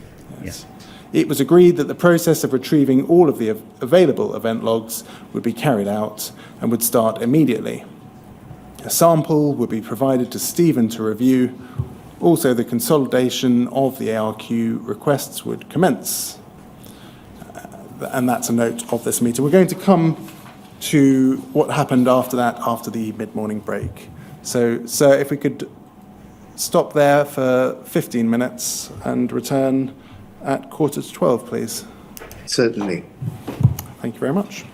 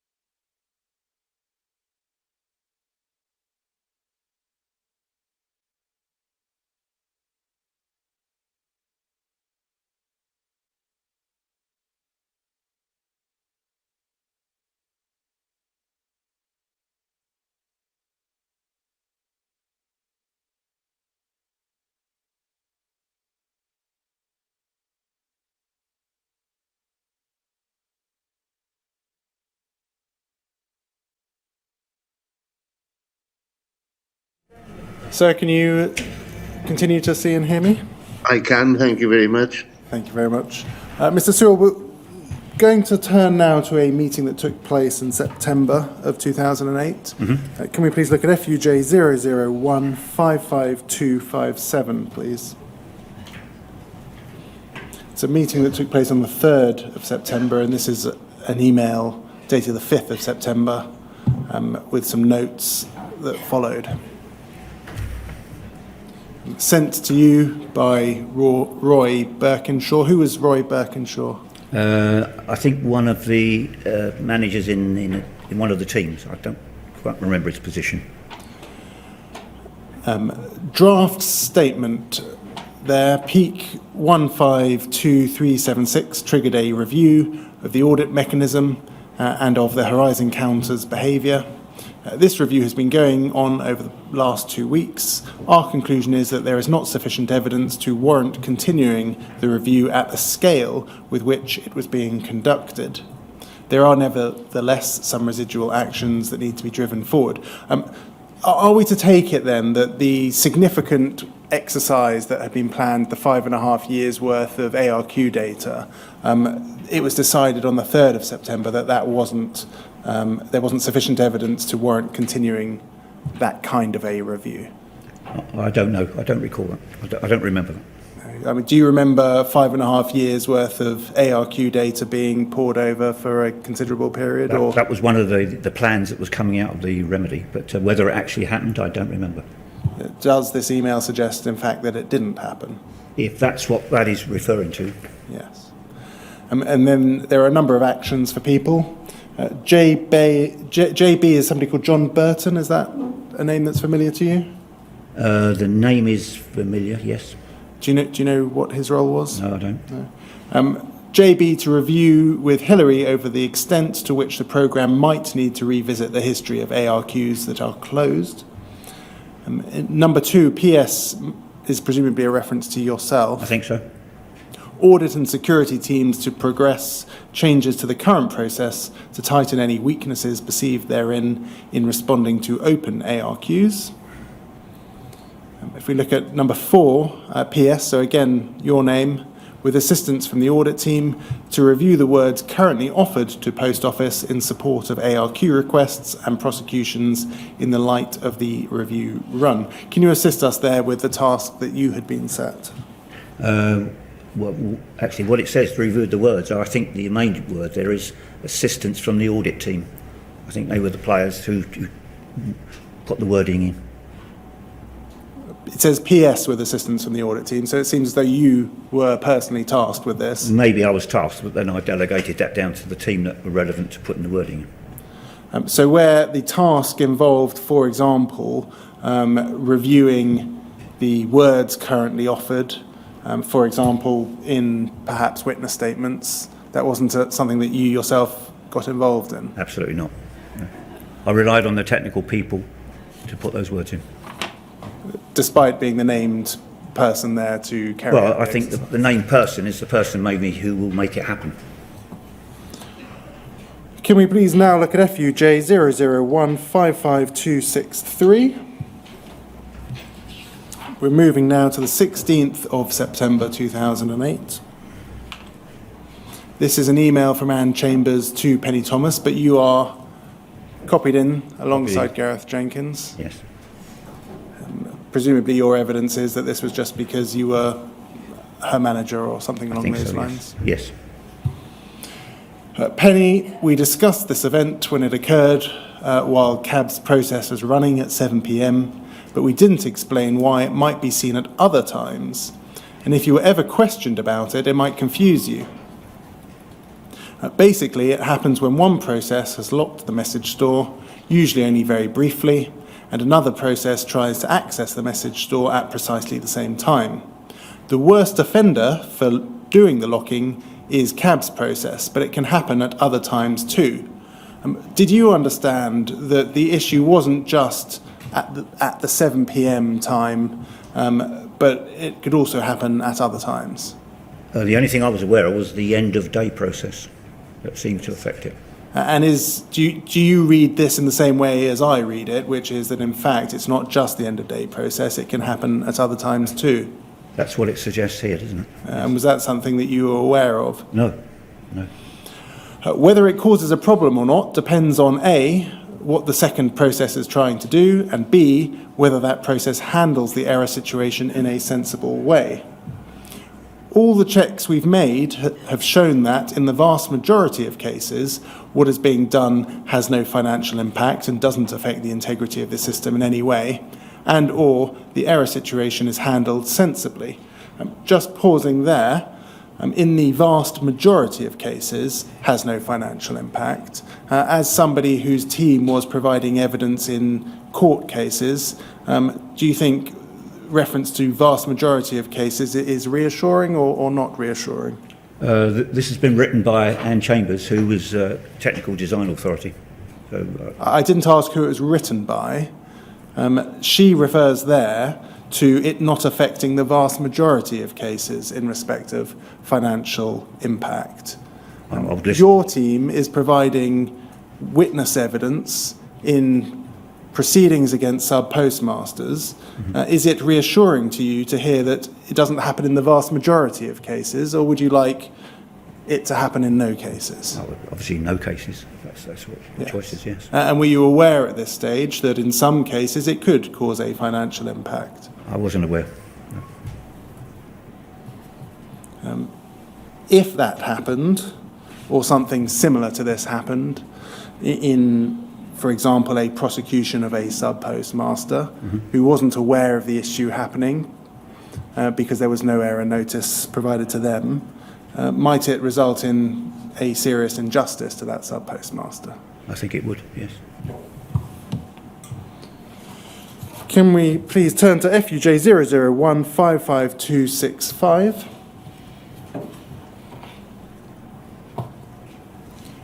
Penny Thomas, to yourself. Pete, as an afterthought, what happened with regard to checking event errors for cases we are not advised of? Was someone action to deal with this? Was that a concern that you recall at all? I can't remember it. Because what Ms. Thomas seems to be concerned about here is errors that you're not advised of need to be checked as well. Do you recall doing anything about that? I don't recall. I don't remember it. Putting aside the particular issue, do you remember at this period, September 2008, some significant task force grouping together to have a look at all the historic cases, for example, at Fujitsu? The one thing I do remember is the lock-in issue with the end of day, and that was proven to be a bug in the system, which was corrected, and then the ARQs and the events were rechecked after that to prove that they're okay. And what she's expressing concern here is that there may be issues that you're not aware of, other event error checks. Did you instigate some grand task force to review? We checked event errors, yes, to check.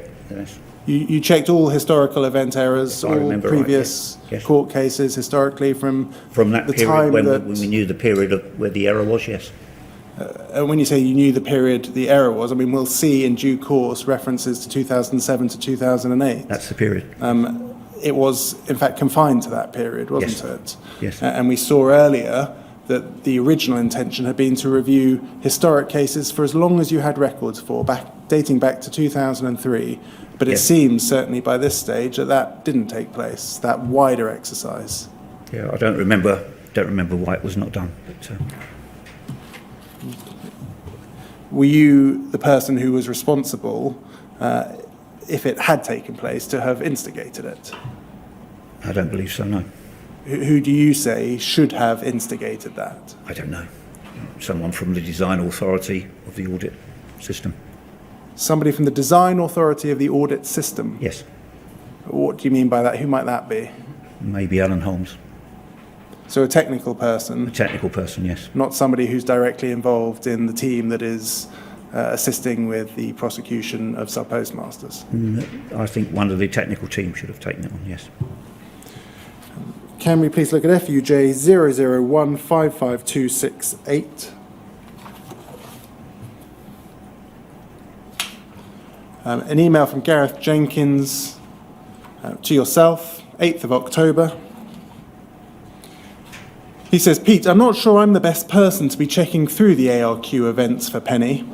I think it would be better if you arrange with Mick for SSC to do this as part of their normal activities. Presumably, they were doing this while I was on leave, but now that I'm back, Stephen has started sending them back to me. I'm happy to advise on specific questions, but I think SSC have a better detailed knowledge of what causes these events and what are known to be benign than I have. They also have processes in place to cover for leave, etc. It certainly seems, as at the 8th of October 2008, that Gareth Jenkins saw you as the person who was responsible for coordinating, who was carrying out various checks. I'm not sure that's true. I'm not sure I'm the person, but I think he's going through me because I can then go back to SSC and maybe change it. So he saw you as what? Postbox coordinator? Well, manager of Penny, who was actually managing the check-in, yes. It says, I think it would be better if you arranged with Mick for SSC to do this. Yes. The suggestion being that you were doing the arranging. Is that not right? Yeah, suggests it, yes. Pardon? Suggests it, yes. Sorry? Yes, it suggests that I was managing Penny. And is that right or wrong? Well, I think... No, it doesn't suggest that you were managing Penny. The question was about the second paragraph, and it was, I think it would be better if you arranged with Mick for SSC to do this. It reads as though you were the one who was coordinating the response. Were you coordinating or weren't you coordinating? Don't remember. Gareth Jenkins is distinguished engineer. We've seen provided witness statements in proceedings. He is saying there that the SSC have a better detailed knowledge of what causes these events and what are known to be benign than he has. Did that cause you any concern at all? Not concern. I think he's probably valid in the fact that he was busy doing other things, and the SSC had more of a more influence on what they could check. But he says there that they have a better detailed knowledge of what causes the events. Well, the suggestion being that he wasn't up to speed in some way as to what caused the events. Well, that's what he's saying. So the SSC were very technical. And, more technical than Mr. Jenkins? that's a difficult question. Do you want to try and answer it? No. No? No. Okay. FUJ 001555270. We have here 10th of October 2008, Anne Chambers, Gareth Jenkins and Penny Thomas. She says, although Mick's line is very strongly that SSC should have no formal responsibility for checking events connected with ARQs, in the short term he's happy for me to help with this on an informal basis, as I have been doing already. This may have to stop as SSC involvement with HNGX, that's Horizon Online, increases and will always be a low priority. Penny Thomas then emails you and says a cap-in-hand jobby. Can you assist us with what this might mean? Well, we needed help for the analysation of the events, and Anne Chambers would be the ideal person. And you, I think your evidence was that you weren't coordinating this particular process. It seemed to be emailed by Penny Thomas forwarding that email. Did Penny Thomas not think that you were the person who was coordinating the response? I don't know what that means, cap-in-hand jobby. No. Why do you think people didn't want this responsibility, didn't want to be carrying out this task? We've heard Gareth Jenkins not wanting to do it. We've now heard Anne Chambers happy to do it on an informal basis in the short term. Why do you think people were reluctant to get involved in that process? Well, the only thing I could say is they're all quite busy with other things. And it required a technical knowledge to go through the events to look for this. Do you recall any concerns you had about the inability to have sufficient people checking what seemed like quite a serious matter? Well, I think we found the appropriate people and they did the job. Can we please look at FUJ 001-55271, please? We're now moving to a proposed technical solution. So we have all these people carrying out checks that we've had a look at, but we're now moving on to a change proposal, a formal change proposal. Did you understand what a change proposal was? Yes, yes I did. Can you briefly explain to us what that might be, a change proposal? When the project decided it would be a change to the way the things were being done, it would formally be done via a change proposal which specified what the action was and why it was being done.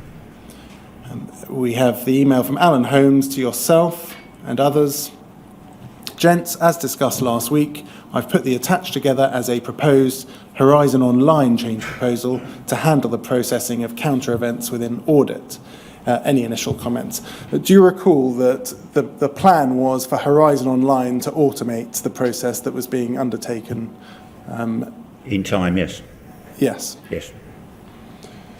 Let's have a look at the attachment to that email. That can be found at FUJ 001-55272.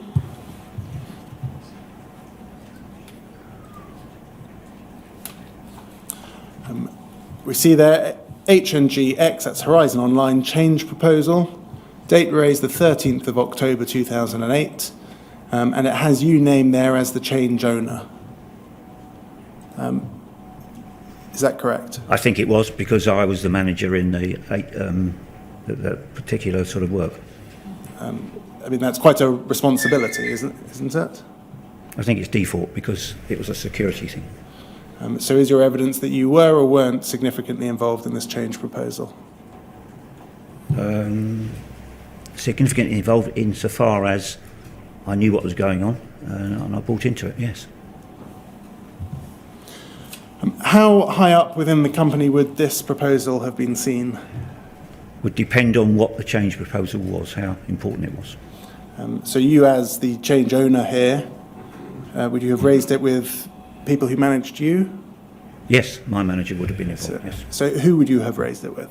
2010, I think that would be Howard Pritchard. 2008? 2008. I think it was Howard Pritchard still. I think it was still Pritchard. And is the purpose of a document like this to ultimately share it with the post office? The ultimate is to cost out what this is going to cost and agree to it with all parties that are involved. And the counterparty being the post office? I don't remember the post office being involved with this CP, no. Well, if we look at the very top, we have Fujitsu's logo, we have the post office's logo. It is a change proposal to the Horizon system. Presumably this is a document that you are preparing for the post office. No, it's an internal document. It's a change proposal to our existing systems. So was the intention for this document to always be an internal document that wasn't seen by the post office? I just think it's an internal document for ICL. I'm going to read to you from the document. The second substantive paragraph there says, historically, the Horizon Audit Service has relied solely on the retrieval and analysis of archived riposte message store data when servicing the post office audit data requests for Horizon branch transaction data.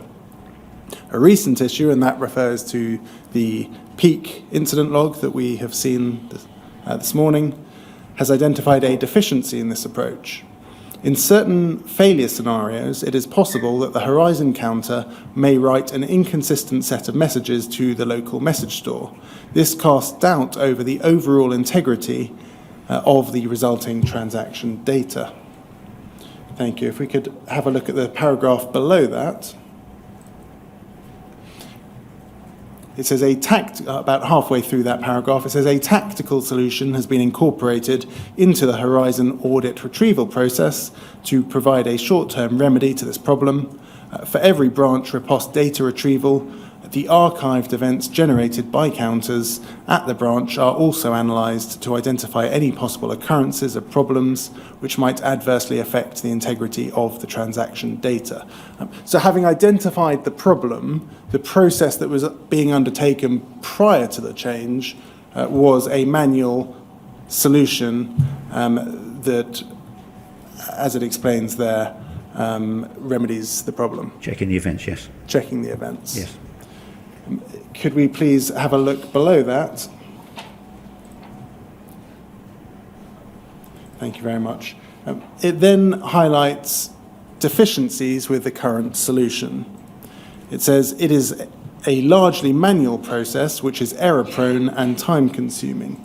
Is that something that you are aware of, that the process that was being undertaken up until the change is made was error-prone? I don't know about that. I wasn't aware there was an error-prone. It meant it was a manual exercise. Any manual exercise contains risk. You say you don't know about that. I mean, this is a document that was sent to you. Everything we did was to check the events without finding errors. This is a document that was sent to you of which you are the owner. Mm-hmm. It describes the process as error-prone. Is that something that you were aware of? Well, I think you have to be, because it's a manual process, yes. It says it involves moving large volumes of data between the audit server and workstation.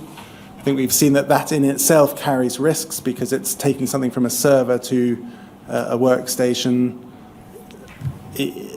Keeping data such as that on a workstation is itself inherently problematic. There is a risk, of course, yes. Yes.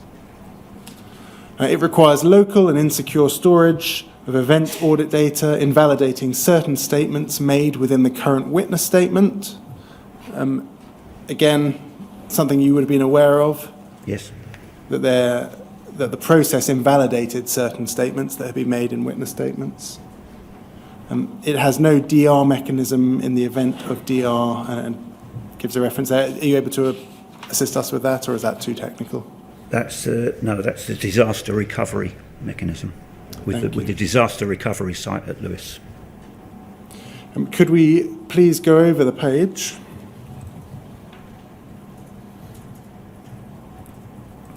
It says, whilst we believe that we have to live with this tactical solution for the remaining life of the Horizon audit system, a permanent solution for the Horizon Online audit solution is required, which addresses the above deficiencies. And then it sets out some requirements. Under the final heading on that page, reason for change and justification for required date, it says, while we do not believe that due to time constraints it's practicable to introduce this change into Horizon, it is required to ensure the viability of the ongoing prosecution support service within Horizon Online. So it seems to be that there wasn't sufficient time, or perhaps sufficient, I think we've heard some evidence about it costing a lot to introduce into Horizon, what we know as Legacy Horizon. And it was instead going to be introduced when the new system is implemented. Yes, that's right. Yes. Would you agree with the cost issue as well as time, or? Well, that was a major player in this, yes, the cost of introducing it into the legacy system, yes. Yes. And if we go over the page, please. I mean, just pausing there, though, with the time constraints and the cost constraints, people were, during this period, being prosecuted, or there were court cases that were going on relating to the Horizon system. It might be asked why it wasn't seen as sufficient priority in those circumstances. To introduce it into the earlier release? Yes. A, the cost, A, the resource availability, and this would have to be accepted by the project, the post office project internally, for this to be accepted. And we feel the board, it went through a change control board, would probably not have accepted it. And if, as we've seen, the process that was being undertaken in the interim period was error-prone, as I say, if there were court cases that were ongoing, why do you think it was not seen as that significant a priority? There was risk attached to it because it was a bit of a manual process. It was just important that this was carried out successfully. Yes, and why do you think a more reliable solution couldn't have been implemented earlier? For cost as much as anything, and resource availability. And I think it would have put the whole HNGX proposals pushback. Thank you. Consequences, if not approved, we are obliged to present and vouch for the integrity of audit data that is fit for purpose, i.e. admissible as evidence in court. If this change is not approved, we will need to continue operating the current Horizon tactical process for the lifetime of Horizon Online. This raises the following issues. We're liable to service penalty payments if we cannot provide dependable audit data and witness statements when requested by the Post Office. There is a risk of prosecution support service suspension if there is any interruption to the current tactical process. Will require ongoing allocation of resource, and it's to insert the number of man days per month, to operate the current tactical process. And then it says data integrity issues inherent with the current process need to be addressed by weakening the content of the witness statement. Were you aware that data integrity issues that were inherent with the process that was ongoing needed to be addressed by weakening the content of the witness statement? Only by reading these words. They're not my words. That wasn't a concern of yours at the time? I was concerned with overall getting the thing through and ensuring that our events were checked prior to going HNGX. Can we please look at FUJ 001-55276?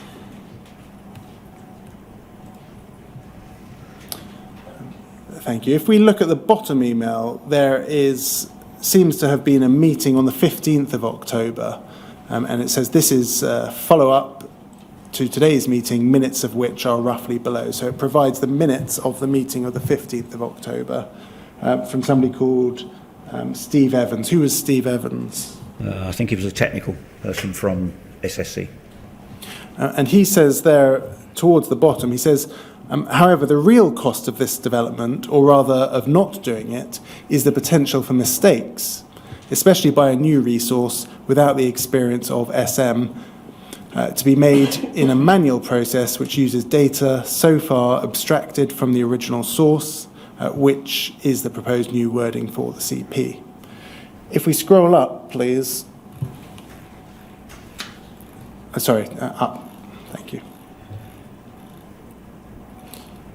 We have Alan Holmes sending a new version of the change proposal to yourself and others, and he says, as discussed at the last meeting, I have watered down the proposed change proposal, copy attached.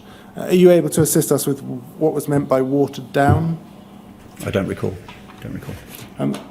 The change proposal appears on the next page, so if we could go to page 2, please.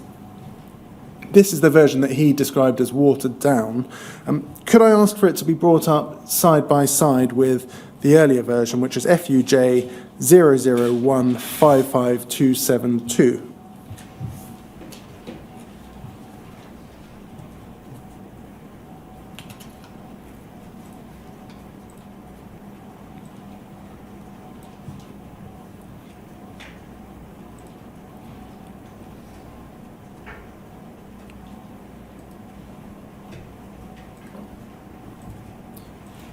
And it should be the first page of that document.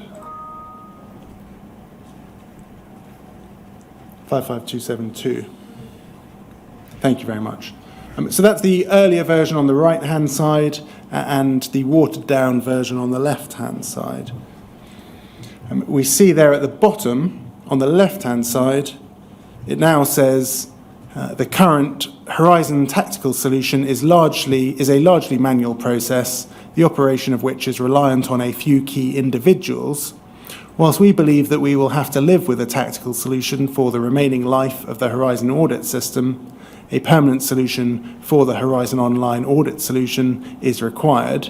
In outline, this will require the following. What has been removed from this version, we can see on the right-hand side, is the number of deficiencies that were identified on the right-hand side. So the reference to, for example, the manual process being error-prone does not appear on this watered-down version. Do you see that? Yes. If we, on the left-hand side, turn to page 4, please. And on the right-hand side, turn to page 3.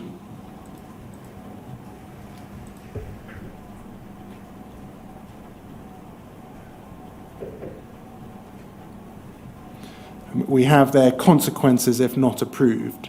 Now, we saw on the right-hand side reference to, for example, that final bullet point in the first box, data integrity issues inherent with the current process need to be addressed by weakening the content of the witness statement.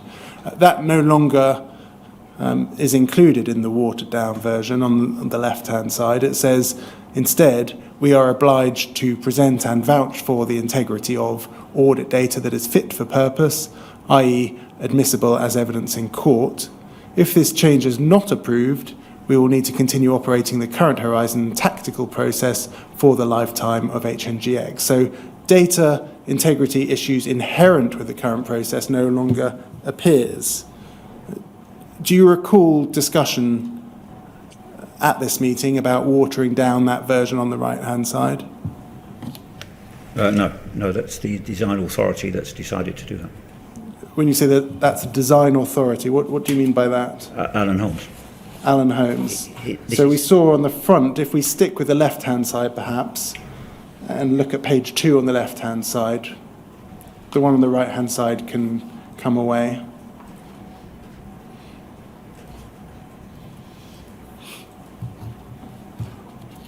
We have Alan Holmes there as the originator, but we have yourself as the change owner. Are we to understand from your evidence that despite being the change owner, that wasn't something that was discussed with you? I would listen to the technical sponsor, the originator, the same person, and if that was their wording, I would go along with it. Mr. Sewell, your evidence so far about witness statements, for example, was I didn't look at witness statements, I wasn't involved in them. Your evidence about the change proposal, of which you're named as the change owner, is effectively I would have just seen what those with greater knowledge did. I would have approved it. Some people might be struggling to understand quite what you did. What did you see as your role, if not to get involved in things like witness statements, or if not to get involved in something where you are named as the change owner? I relied on other people with the technical knowledge to give me the advice.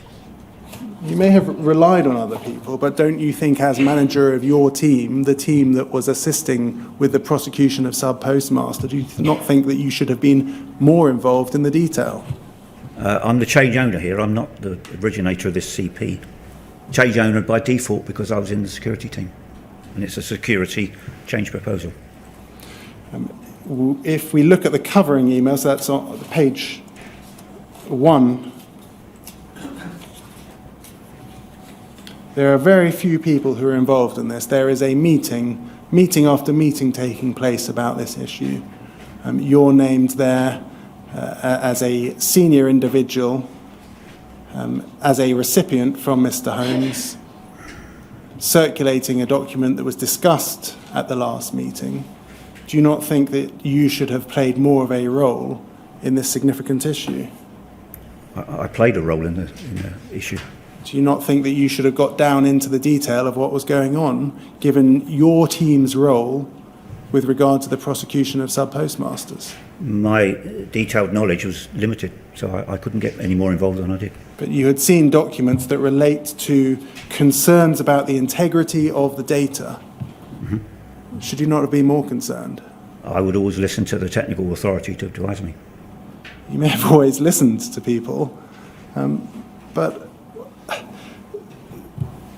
people may be asking why you weren't doing more about it. What do you mean by that? Well, you've seen, for example, concerns about data integrity. Yes? You are managing a team that provides witness statements in criminal prosecutions and civil claims against sub-postmasters. Why weren't you raising this at the highest levels? Why weren't you getting more involved in resolving the issues and ensuring the integrity of the data that Fujitsu were providing to the court that led to people's prosecutions? This was at the highest level. This is Alan Holmes, the design authority for the audit system. Are there no higher levels within Fujitsu in the United Kingdom? I guess there would have been, yes. Yeah, so Alan Holmes was the highest level as far as you were concerned that this was being raised with. Regarding the audit system, yes. And you didn't see it as your job, as the person managing the team that was involved in criminal prosecutions, to do anything more than you were doing? I did what was necessary. And what was necessary? I listened to Alan Holmes and took his recommendations. And that was the limits of your job, was it? Regarding the audit, yes. On this occasion, yes. Can we please look at FUJ 001555278?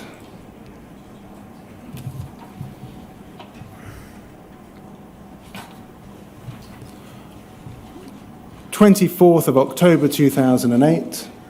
There seems to be another meeting. This is from Penny Thomas. She says, I believe this is from Penny Thomas, her name's at the top. It certainly is recorded there from somebody. It says, at today's meeting, Pete agreed that with Alan and Roy's input, we urgently need to thrash out the words to sell the CP to interested parties. Now, she doesn't say Alan agreed. She says Pete agreed, or whoever recorded this says Pete agreed. It does seem, from the contemporaneous documents, that you were more involved, perhaps, than your evidence today is suggesting. Well, I'm the sponsor that wanted to see that the CP was approved, so that would be my interest. So now you're involved because you're the sponsor, Well, but whatever before, the when we were title. looking at drafts, you weren't involved because you were just the change owner. Well, change owner, sorry, I didn't mean sponsor, change owner. That was my responsibility. So you weren't significantly involved to actually get into the detail of the change proposal that we've just seen, but you were significantly involved enough to have agreed that you need to thrash out the words to sell the change proposal to interested parties. Is that right? Yes. How could you have formed that view if you weren't involved in the detail of the change proposal itself? Because the wording would be put together from, as we said here, Alan and Roy's input, and I would then take that CP to the board. You were at meetings where the change proposal was discussed. There was a version that raised issues with data integrity. There was then a decision to water down that version. You were present at those meetings. You were receiving the various drafts. And you here say that you urgently need to thrash out the words to sell that proposal to interested parties. Surely you were more involved and knowledgeable about the words that we've looked at today than your evidence today is suggesting. I offered whatever I could. These words are not mine. We urgently need to thrash out. It's correct, but it wasn't labelled onto me. Yes. It's the people who put the words in. But you want to sell a proposal that your evidence is suggesting you weren't really very much involved in. I was selling the proposal to the change board to assure that we got the board to approve it. And was your intention to approach the board in ignorance of the history of that change proposal, in ignorance of, for example, concerns that were raised in earlier versions about system integrity? That was taken out. Indeed. Do you think that you were well placed to address that board in ignorance of that? I wasn't qualified to question what the design authority said. So you would take whatever the design authority suggested to you and try and sell that without knowledge, despite having been in those various meetings? Yes. Can we please look at FUJ 0015553? Sorry, Mr. Blake, Yes. just so I'm clear, that last document uses the phrase interested parties in terms of to whom it is to be sold. Can I be clear what your understanding of interested parties is, Mr. Sewell? These parties were relevant people who the CP would normally affect with regard to resourcing or costing or effect on the business side. Yeah, but That's generality. In this particular case, can you identify who they might be? Are they departments of Fujitsu? Are they the board of Fujitsu? Are they the post office or what? No, they would be working managers that form the board of the CP board. Right, so all Fujitsu people. Yes, yes, sir. Right, fine, all right. Can we please look at FUJ 001-55371, please? Thank you, I think.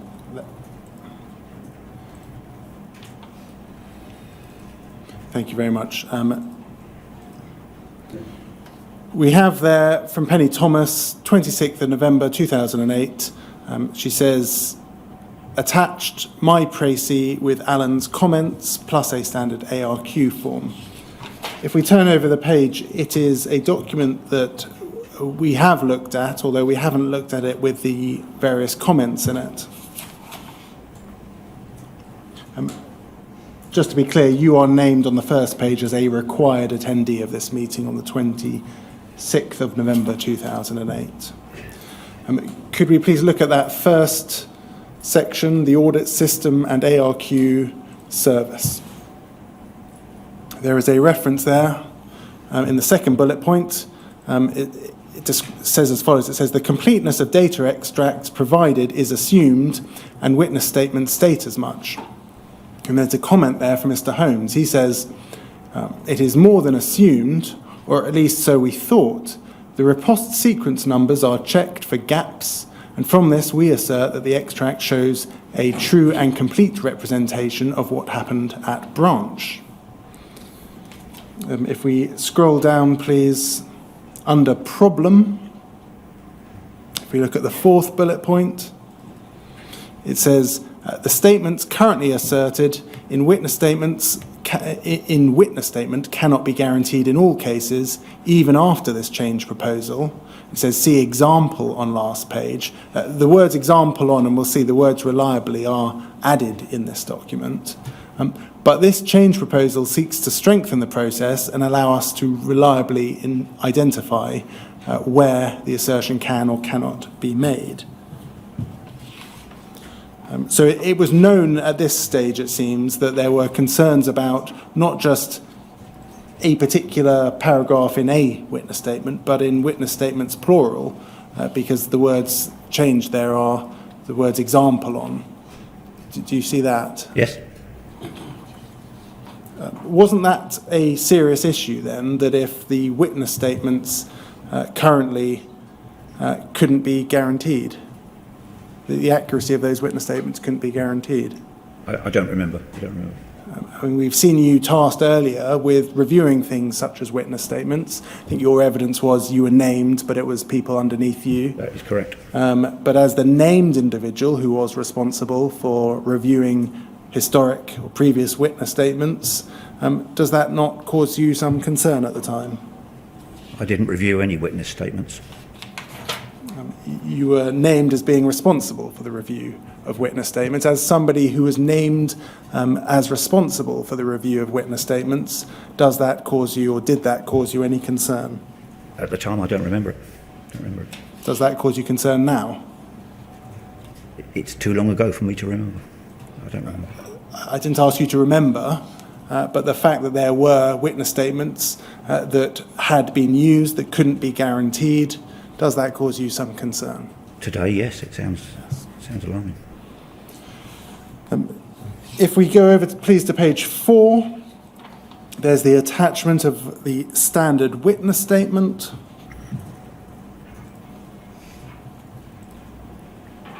And that's a document that we've already seen, but if we scroll down over the page, into the next page,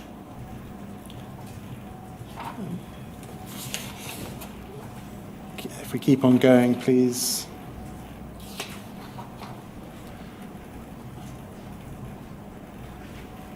Thank you very much. And into this next page, we see there the words that I have already, that I started with today. The integrity of audit data is guaranteed at all times from its origination, storage and retrieval to subsequent dispatch to the requester. Controls have been established that provide assurances to Post Office internal audit that integrity is maintained. Those aren't actually the words that I took you to earlier. These are other words, but they've been highlighted in red, presumably as some sort of concern. And you'll see another significant passage that I have taken you to, highlighted in red. That's on page 10.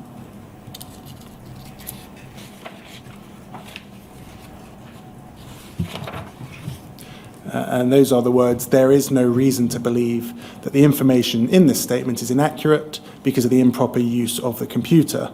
To the best of my knowledge and belief, at all material times the computer was operating properly, or if not, any respect in which it was not operating properly or was out of operation was not such as to affect the information held on it." That has been highlighted in red and is circulated prior to this meeting on the 26th of November 2008. Those are the same words that, as we saw, Gareth Jenkins expressed a concern about in relation to his use of those sentences. Do you recall having a concern about the use of that passage at this time? I don't recall. No. As somebody who was in charge of the team that was assisting with criminal prosecutions, do you think that it should be perhaps more prominent in your memory? This is 15, 16 years ago. No, not for me. No, not given everything that's happened with Horizon. I haven't seen some of these documents for many years. Don't bring back any recollections at all. No. Can we please now turn to FUJ 001-55373? We're now in December 2008, 1st of December. An email from Penny Thomas to yourself. Please find attached my weekly report. So it seems as though she is sharing with you a weekly report. As you'll see, no work has been undertaken in the audit room this week as a result of the ARQ OLA may again be breached as a result of my absence from the office. So it seems as though she wasn't in the office that week. But she says as follows: also, as a result of Steve Evans and Alan Holmes' note concerning the audit CP and the witness statement content, I do not believe we should send any further standard witness statements until we have the chance to discuss what was said last week and the implications. I currently have 3 outstanding. So she, at that stage, raises quite serious concerns about the content of witness statements arising from this issue. Yes. And this isn't something that you recall? I would think that's got something to do with the manual exercise that was going on, the manual checking of events. It follows the meeting where the note is circulated about the audit CP and the witness statement with the red highlighting that we've just been looking at. It follows that being circulated. Was this not a matter that needed to be brought to the attention of very senior people within Fujitsu? I don't remember whether it did or not. That wasn't a remember question. That was a question about whether it should or shouldn't have been. The question is, given that Penny Thomas is expressing concern about witness statements that were being used in criminal proceedings and civil proceedings, should that not have been a matter to have raised at the very highest levels of your company? I think the concern was with the witness statement and what he was saying. Yes, and my question was about whether it should have been raised at senior levels within your company. I don't recall. It's not a recollection question. It's a question about whether you now, looking at it, think yes. that it should have been raised. Yes, maybe. Yes. More publicity on it, yes. And in terms of your recollection, do you remember whether it was or wasn't raised? I don't recall.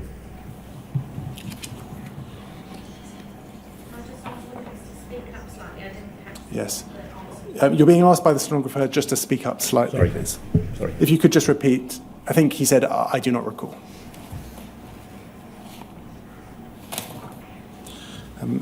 Can we please bring up onto screen FUJ 001-55378, please? I'm going to start with the very bottom email, same day, 1st of December 2008. From yourself to Howard Pritchard. Can you remind us who Howard Pritchard was? Was the security manager. Howard, some brief words, and this is entitled ARQ Service Problem. The problem first raised in SI has been fully investigated by SI, Audit and SSC. The real problems I can see is the overhead in the event checking and Penny's statement, which contractually is now incorrect. You seem to describe there to Mr. Pritchard that Penny's statement is contractually incorrect. What do you mean by contractually is now incorrect? I don't remember. I don't remember what that means. I mean, an incorrect witness statement is not simply a contractual problem, is it? It's a more significant problem than that, isn't it? It's probably relating to the wording. Yes. Yeah. And the use of incorrect wording, for example, in criminal proceedings, that would be a very serious matter indeed, isn't it? Yes. And why were you there describing it as, in effect, a contractual problem rather than a real-life problem affecting people's lives? Choice of words was probably wrong. It may be a choice of words, but does it imply some degree of seriousness in that you didn't see it as a serious problem affecting people's lives? You saw it as more of a business problem, a contractual problem? I think it was the words, but I don't remember it that well. If we could scroll up slightly, please. Thank you to that email above. Penny Thomas, to yourself. Hi, Pete. Is the change proposal now in the system? It must be stressed that the current process for event checking is not an acceptable procedure. We need to consider what to do with regards to witness statements already provided. 1, when the case has not yet gone to court, and 2, when the case has gone to court. The identification of 1 may well result in questions seeking the viability of 2. So she seems to raise a very serious concern there about witness statements having been provided already in court proceedings. And insofar as there are cases that haven't gone to court, if it's raised, that in itself could raise questions about cases that have already gone to court. Did you not see that as a serious issue to be dealt with? I don't recall. I don't recall it. You don't recall that? No. Was it not significant enough in your memory to recall? No. A concern by a person who'd been providing witness statements in court proceedings, raising concerns about the accuracy of those statements. Yes, I don't remember what the action was from it. So, do you remember concerns? I mean, you had a very small team. Penny Thomas was somebody you managed. Mm-hmm. Do you not remember her expressing concerns to you about witness statements that she had provided? well, the CP says that. Yes, but do you not remember it? You were managing her, you were having team meetings, you were having feedback sessions, you had appraisals. I don't remember individual things. No, I don't. Could we please scroll up? Howard Pritchard, to yourself. I'm going to need you to interpret this particular email. He says, Pete, as the ISMR, the change proposal was discussed and it was agreed. Can you just assist us? What is ISMR? I can't remember. No? I can't remember.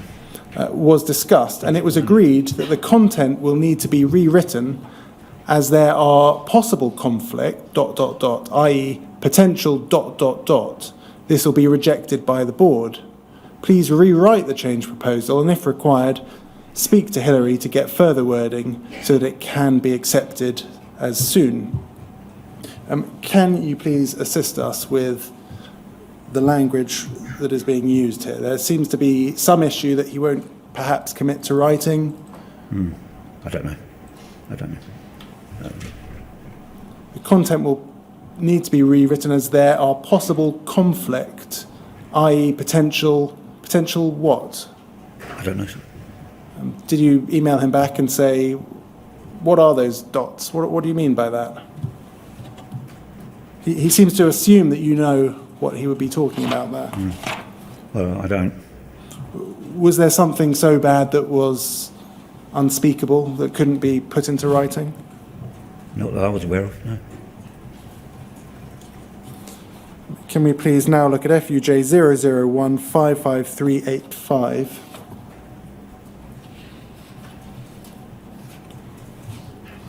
We're now on the 11th of December 2008.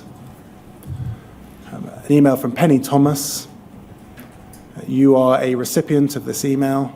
Proposed slides for ARQ service issue. And she says there, please find attached proposed slides for presentation to Wendy. Can you assist us with who Wendy was? Wendy was the director of the project. Now we're going to look at those slides in a moment. I'm just going to take you to a further email before we do that, and that is at FUJ 001548833.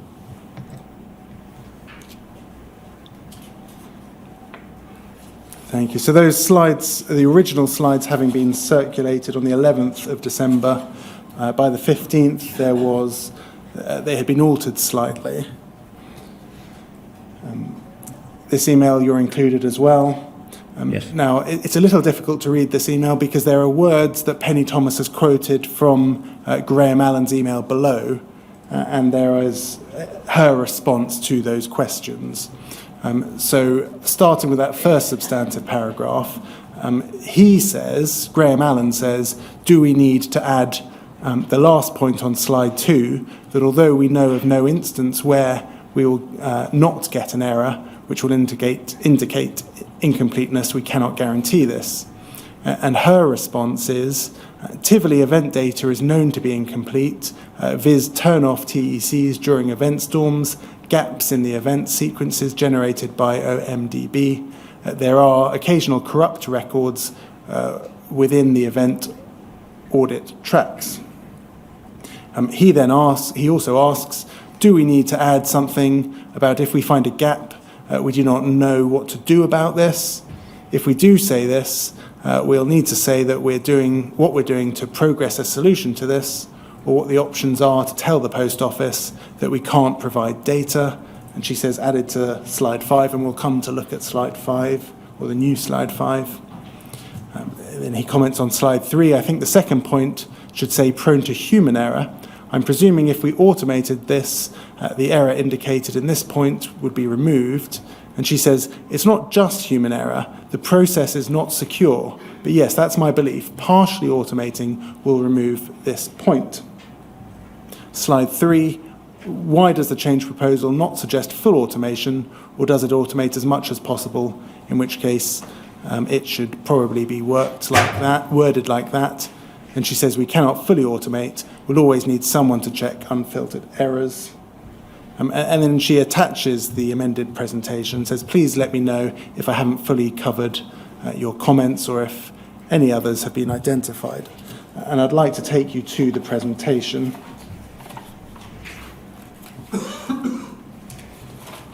Which is behind that, so if we just go over the page and on to page 3, please.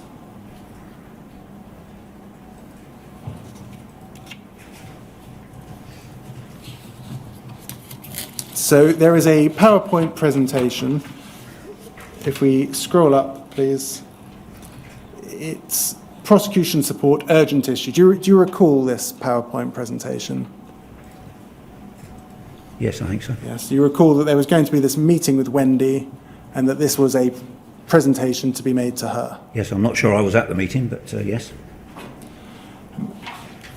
If we scroll down, please, the first substantive slide, ARQ service audit system. Concerns being addressed here. The completeness of data was underwritten by our witness statement.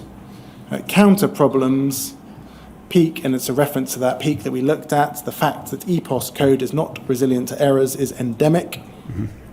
It says we're manually cross-checking with available event data, but completeness is still not guaranteed. If you go over the page, please.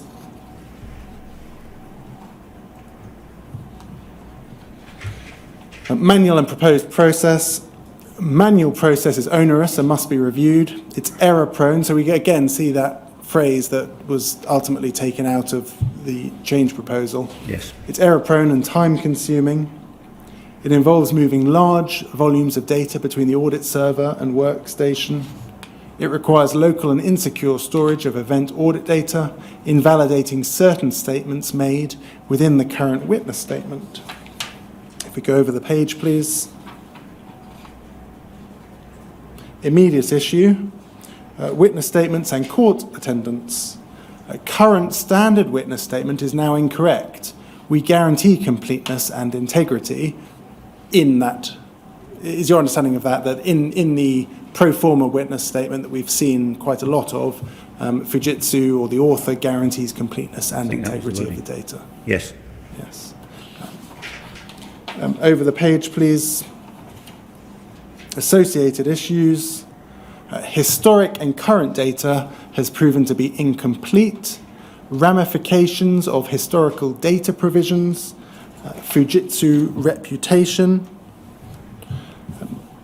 Wasn't this the moment to have a fundamental rethink of Fujitsu's assistance in respect of prosecuting people based on Fujitsu data? You're asking me that question? Yes, well, you were the manager of the team that provided all these witness statements. We're reading here a PowerPoint presentation that is prepared internally, which raises concerns about, in fact, it says current standard witness statement is now incorrect. Knowledge, corporate knowledge, that the current standard witness statement was incorrect. Was this not a time to have a real hard think about the way that Fujitsu went about its assistance to the post office? I think it is now. Let's look at it now. Yes. At the time, this went to senior management of the project. Is your evidence then that, yes, now, reflecting on this, that was the moment, but at the time it wasn't? Didn't seem to be as significant as it now seems, or? I don't really remember my views on it then. No, but if it was seen as significant, presumably you would remember. No, it was a long time ago. So even something that led to or could be associated with the prosecution, conviction, imprisonment of a sub-postmaster because of an incorrect witness statement, might that have been a significant event in your life? It would have been, and I didn't realise it at the time. Can we please look at FUJ 001-55389?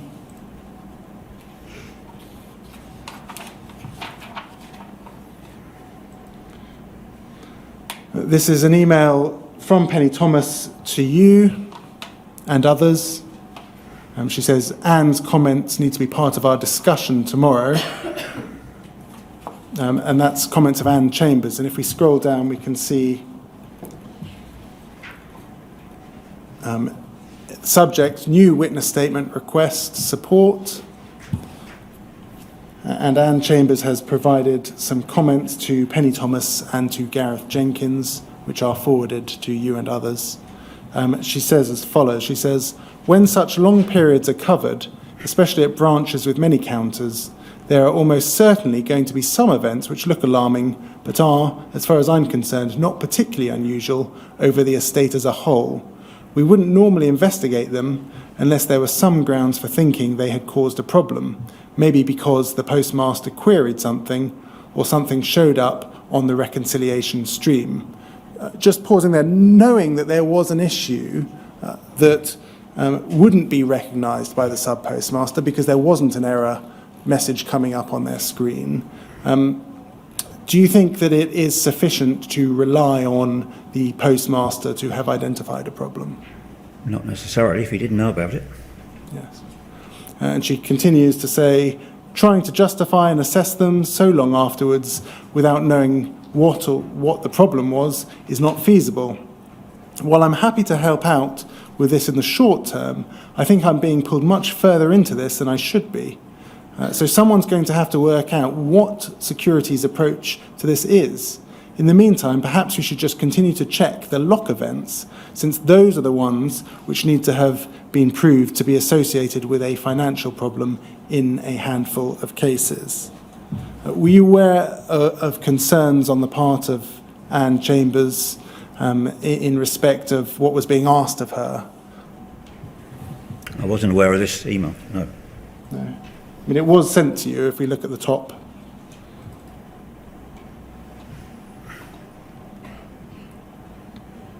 Anne's comments need to be part of our discussion tomorrow. Do you recall any significant discussion? I don't. But there are a number of names on there.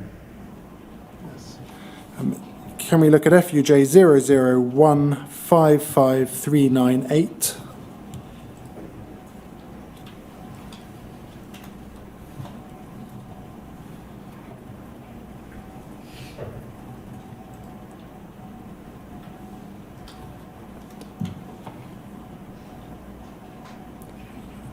Sorry, it's 394. FUJ 001-55394.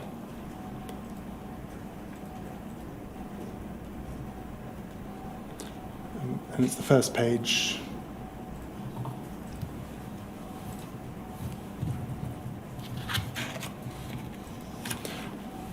And it says as follows, it's from yourself to who's David Hind? I don't remember. David, the slides were presented to Steve Denham on behalf of Wendy Wednesday afternoon. He's now aware of the problem and is going to talk with legal. In the meantime, we will be progressing with the change proposal. So it seems as though Wendy wasn't available or didn't attend. Did you recall what happened? No. No. No. And Steve Denham received that PowerPoint presentation. It looks like it. I think he was the customer services director. Thank you. Can we please look now at FUJ 001-55399? I'm just going to take you to two documents before we break for lunch. We'll go shortly after lunch, but not too much over. Okay. We're now in January of 2009, and Wendy Wareham sends a message. If we look at the top email from Penny Thomas to Dave Posnett, she says, please find attached notes sent by my senior management this morning. We need to discuss urgently. And if we scroll down, we can see that note. This is a note being sent from Wendy Wareham to people at the post office, so to counterparts at the post office.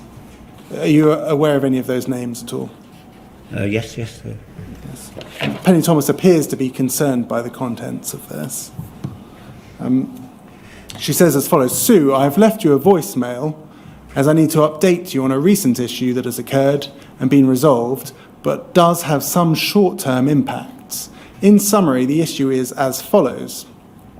In December 2007, an occurrence was reported in one office where a stock unit rollover coincided with the end-of-day process running. This led to a previously unseen database lock where an administrative balancing transaction failed to be written to the local message store database. This generated a generic and non-specific software error event, which went unnoticed in the monitoring of events. A financial imbalance was evident and was subject to investigation by Fujitsu's Service Support Centre and Post Office Limited. The financial imbalance has been resolved. A software correction was applied across the estate in early November 2008 to ensure that any such event generated would be monitored. Testing of that correction has established that the unmonitored error does not occur elsewhere in the system. So just pausing there, this seems to be a senior level email from Fujitsu to the post office informing them of the problem that we've been looking at for much of today. Yes, sir. Yes. The event occurred in December 2007, but it's taken until the 7th of January 2009 to provide that high-level confirmation.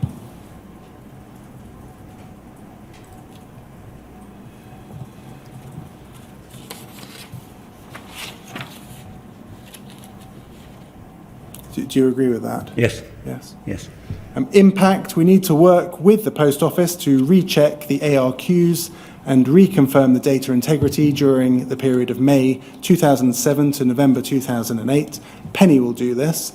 So now we're looking at a much shorter period. I think we discussed this earlier today. We were originally looking at a review of 5.5 years worth of data, but by this stage, it seemed as though the period for checking was just May 2007 to November 2008. Yes. Yes. We need to discuss how we disclose the issue on witness statements, and we have some words which may be appropriate. Both need to discuss and agree the words. Identify which witness statement we have supplied and are still awaiting court to confirm whether or not the data provided was May 2007 to November 2008. To A, ensure events have been checked, and B, to recall and replace witness statements. And it says Poll/Penny, so the Post Office or Penny seems to be tasked with that particular Yes, I task. think work together on it, yes. Further action, automate the message store alerts on the system so that no manual intervention is required. A change proposal has been raised for this work. Education to ensure this type of incident is raised as a major incident in the security stack so that we can communicate and manage this in accordance with incident timescales. Apologies that this has not been communicated earlier, but the review of security incidents should improve this issue.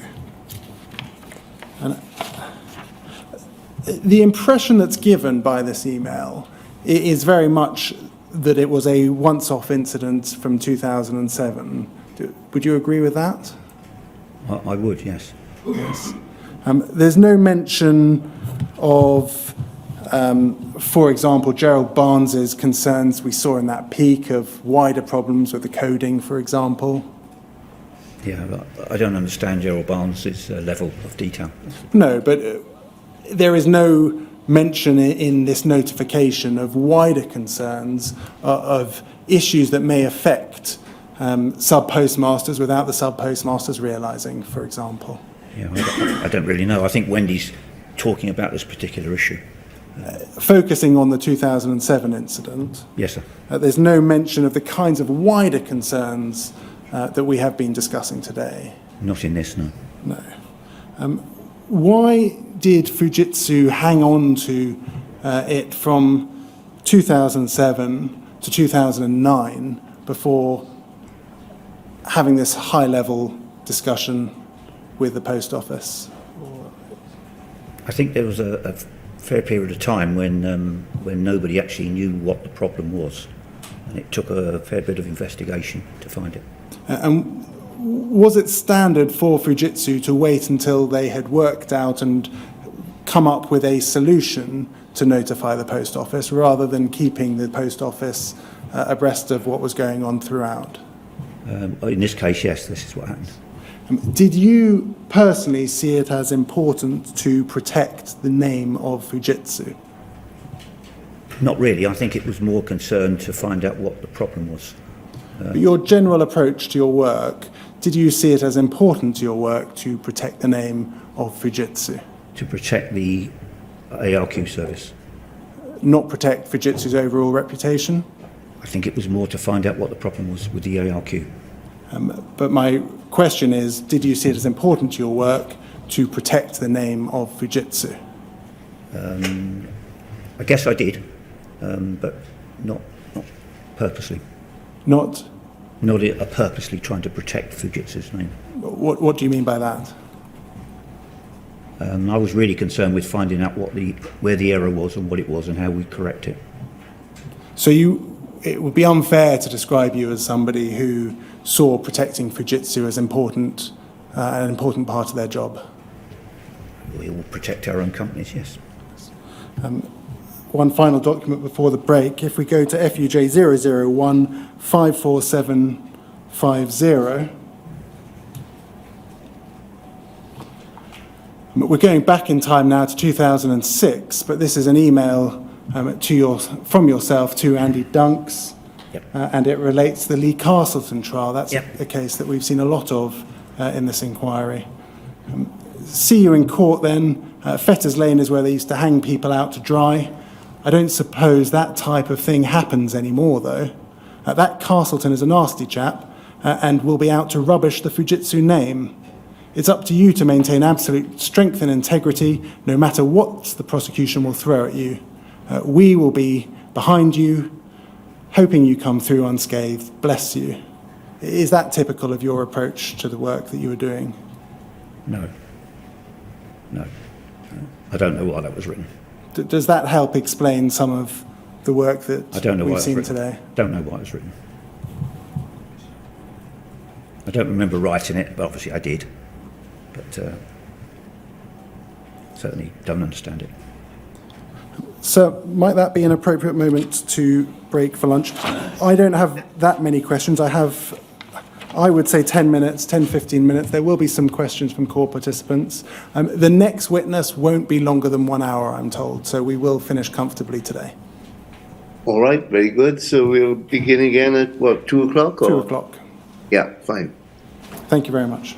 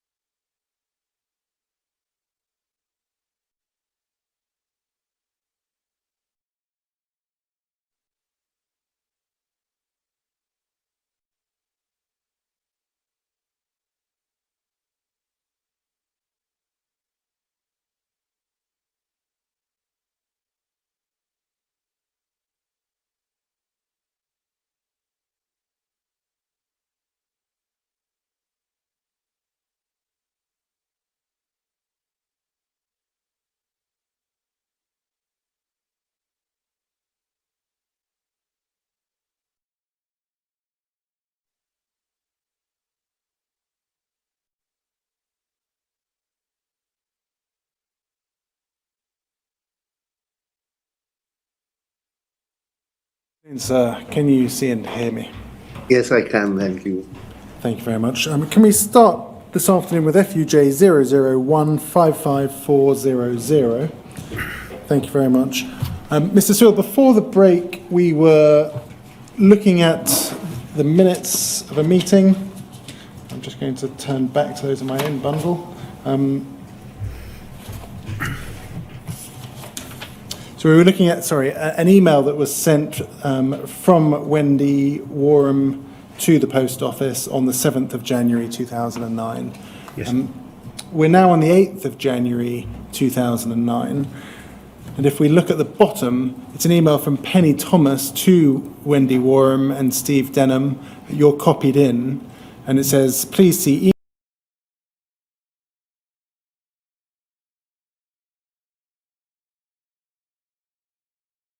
email trail.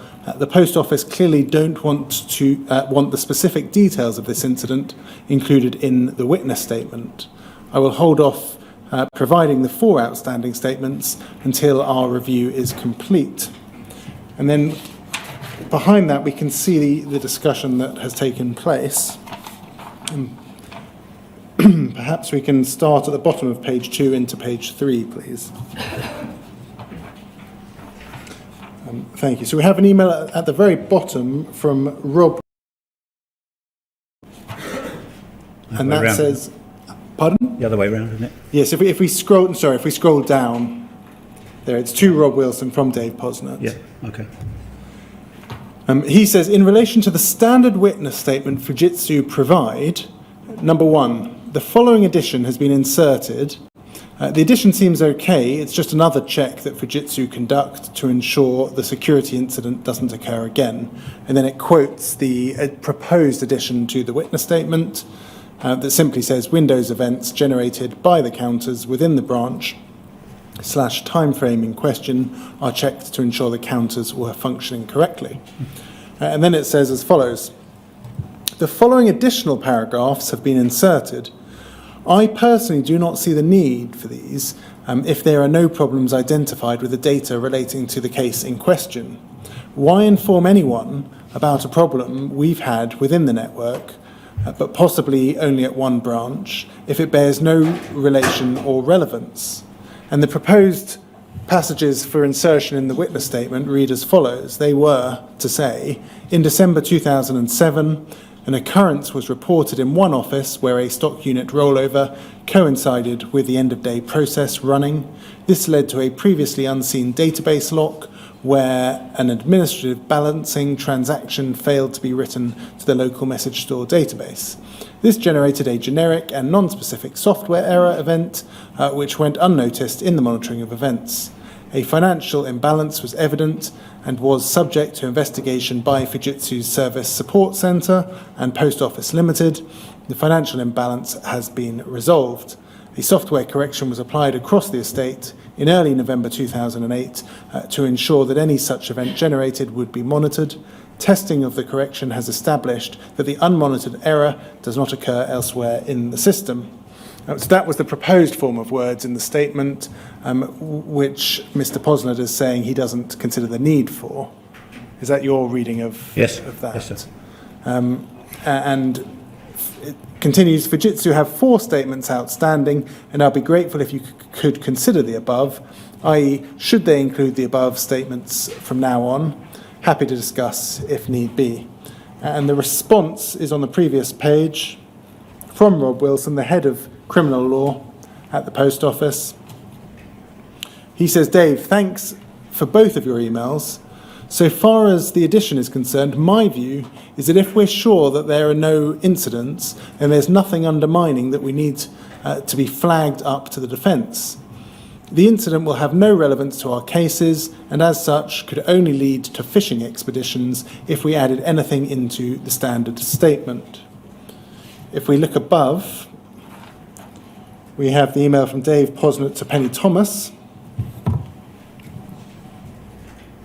He says, Penny, to note emails below, I would say business as usual regarding witness statements, i.e. don't include the 2 additional paragraphs on the last page. If any issues materialise in due course, we can address then, suggests the ARQs for these 4 cases are assessed first. And over the page, please, to the first page. We then have Penny Thomas emailing you that we've seen on the first page saying that the Post Office don't want the details included in the witness statement. Was that something that you recall discussion taking place? Well, I've read the paperwork, and obviously I picked up on it through reading the paperwork. Yeah. But it's not something that stood out at the time? No. If we look at FUJ 001222604, we see the amendments to the statement that Penny Thomas proposed. And if we go to page 7, please.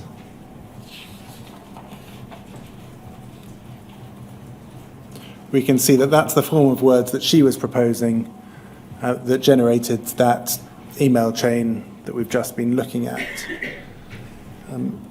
It seems as though those proposals were rejected. Are you able to offer a view as to whether you think that they were even sufficient in themselves?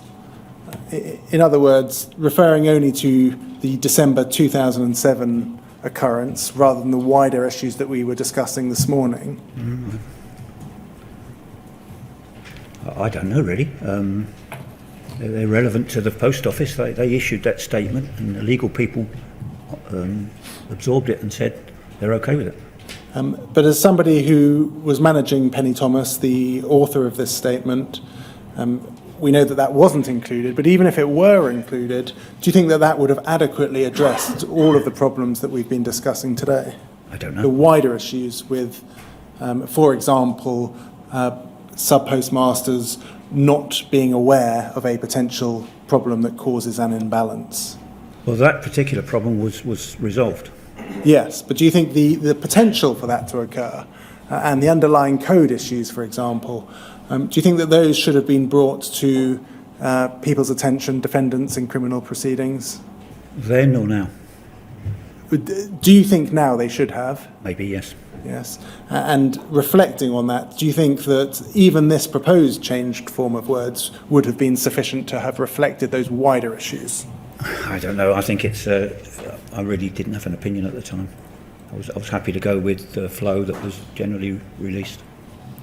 Can we please look at FUJ 001555402? On the same day, we're sticking with the 8th of January 2009. There seems to have been another meeting. We have the bottom email from Penny Thomas, and a recipient. And she says, as a result of our meeting today, the following actions have been agreed. We will event check all transaction data supplied to the Post Office where that data falls between May 2007 and November 2008. So there's a narrow limitation in the time period for which the data is being selected. That was the time. That was the when the events were potentially had an error in them. That's when the correction was corrected in November and was Yes. found in May. But you'll recall from earlier this morning discussion earlier on about looking at a much wider period. I don't know when that was stopped. Yes, you don't know when that was stopped, but it seems January 2009 the decision is taken to only look at a narrow period of time. Yes. The check will focus on events where the CABS process has produced a lock from 7 to 7:10 local time. So again, quite narrow in the time period also that they're looking, not just by date, but also by time of event.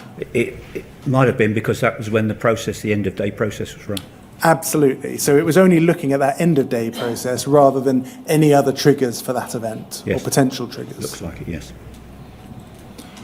Penny to provide a list of 195 outlets with a time frame, Alan to provide query, Gerald to run the events check through the database, Steve Denham is to be advised the number of residual events, and we'll discuss with Mick Peach, residual events to be reviewed. Penny or Cover will check ARQ data retained in the audit room or retrieve message stores as required. Pete to update security incident register. Is that, Pete, a reference to you? I think it is, yes. Can you assist us with what the security incident register was? Really a spreadsheet with the record of incidents, security incidents. Can we now, our final document is FUJ 001554421. This is an email that we saw yesterday. It's 4th of February 2009 from Penny Thomas to Dave Posnett at the post office. You are sent a copy of the email shortly after it's, in fact, the same minute as it's sent, forwarded for your information. And I'm just going to read that. It says, we're pleased to advise that our analysis covering the 1st of May 2007 to the 30th of November 2008 has been completed. The events log have been checked for all data provided to the post office as a result of the 195 ARQs which fall within the time frame. So it seems as though they checked 195 ARQs. Yes. A total of 27 instances of concern were identified. All instances have been fully analysed, and we can confirm that the locking was caused by contention between the end-of-day process and a riposte checkpoint being written. No transactions or balancing activities carried out at the branches were affected. A change proposal has been raised to automate the event checking process and is being progressed. The standard witness statement has been reviewed and is attached. No reference has been made to the locking issue, but minor revisions have been made. So in essence, the part that the post office earlier rejected in that email chain we saw wasn't ultimately included. Yes, looks like it, yes. The now 3 outstanding witness statements will be provided as soon as possible. Please respond or call me if you have any questions. That seems to be the end of the matter, drawing to a close the issue that we've been looking at. Yes, it does. Do you think that the issue was adequately addressed in the sense that we heard from the beginning of today possibility for silent errors occurring that may affect transactions that weren't known to sub-postmasters? Do you think that, as at 4th of February 2009, sufficient had been done within Fujitsu? At the time, yes. And now? Maybe not. Maybe not. Maybe not. And do you have any reflections on that? No, not really. It's such a long time ago for me. Thank you. I only have one very brief topic raised by a core participant, and that relates to paragraph 14 of your witness statement. Perhaps we can go to that. WITN 0971010100.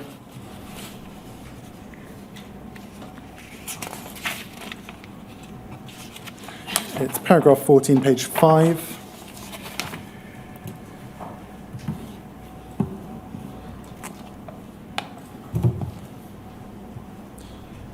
Thank you. There's just a reference there. It says that I had contact with Sue Lothar, the post office security manager.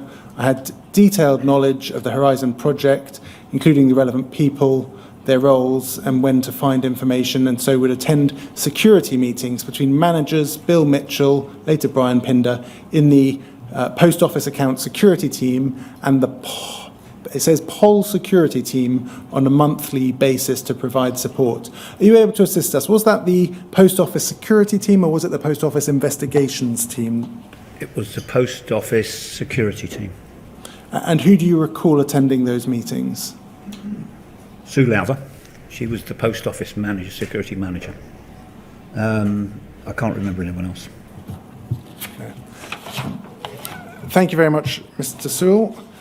Sir, there are questions from Ms. Patrick and Ms. Page, and I believe that is all. I think we're going to hear from Ms. Page first. Very well, thank you.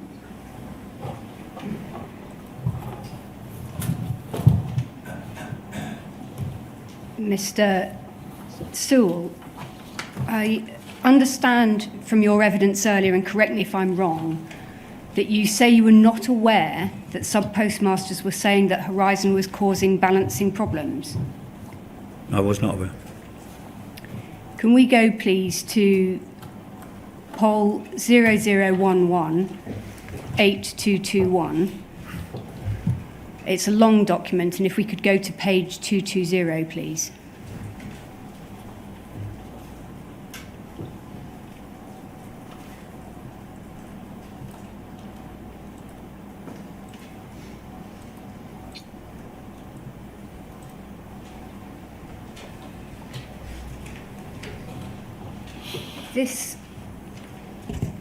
This document is dated the 4th of July 2003, and we can see that it's to someone called Kevin Parkin, and it's from someone called Reg Barton, but it's copied to you. Do you see that, Peter Sewell? Yes, I do.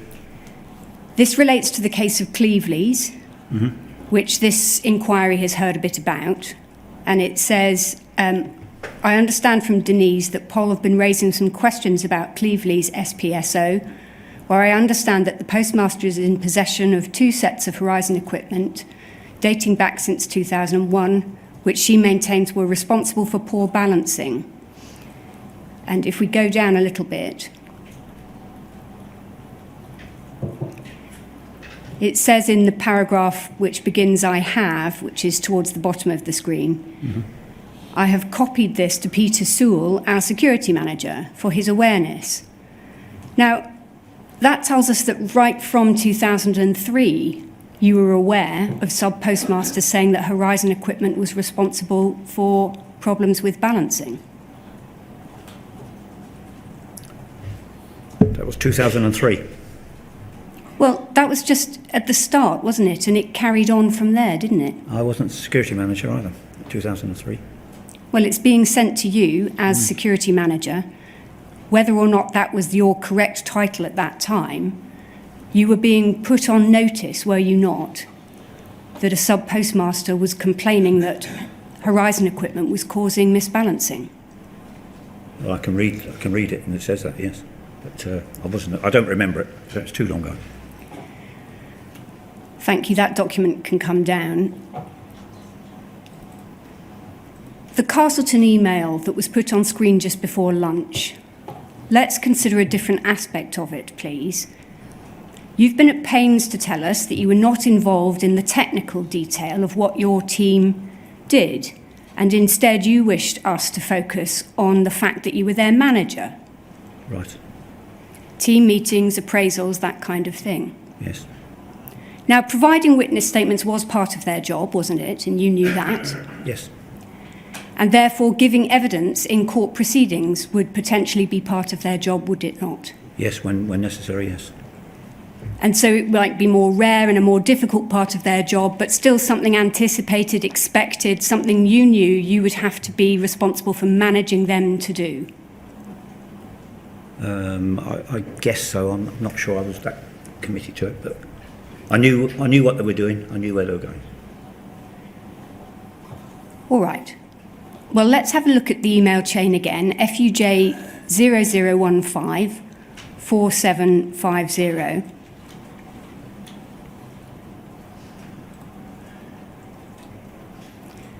Your email to Mr. Dunks. See you in court then. Fetter Lane is where they used to hang people out to dry. I don't suppose that type of thing happens anymore, though. That Castleton is a nasty chap and will be out to rubbish the FJ name. It's up to you to maintain absolute strength and integrity, no matter what the prosecution throw at you. We will all be behind you, hoping you come through unscathed. Bless you. And let's just have a look at his reply as well, please. Thank you for those very kind and encouraging words. I had to pause halfway through reading it to wipe away a small tear, ... Bless you all, ... Thank you, that can come down. Was this your pep talk to your team member that you were managing before he had to go and give evidence? No, it wasn't a pep talk, no. You're saying, don't worry, we're all behind you, aren't you? That's what it says. And what you say to reassure him is, don't worry, he's a nasty man. How did you form that opinion, Mr. Sewell? I don't know. I don't know why I wrote it. I apologise. What was being said within Fujitsu that allowed you to form the opinion that he was a nasty man? Nothing, I don't think. Nothing? I'm not aware of anything. No. You made that up off the top of your head? In a way, I think yes. And why would you do that, Mr. Sewell? I don't know.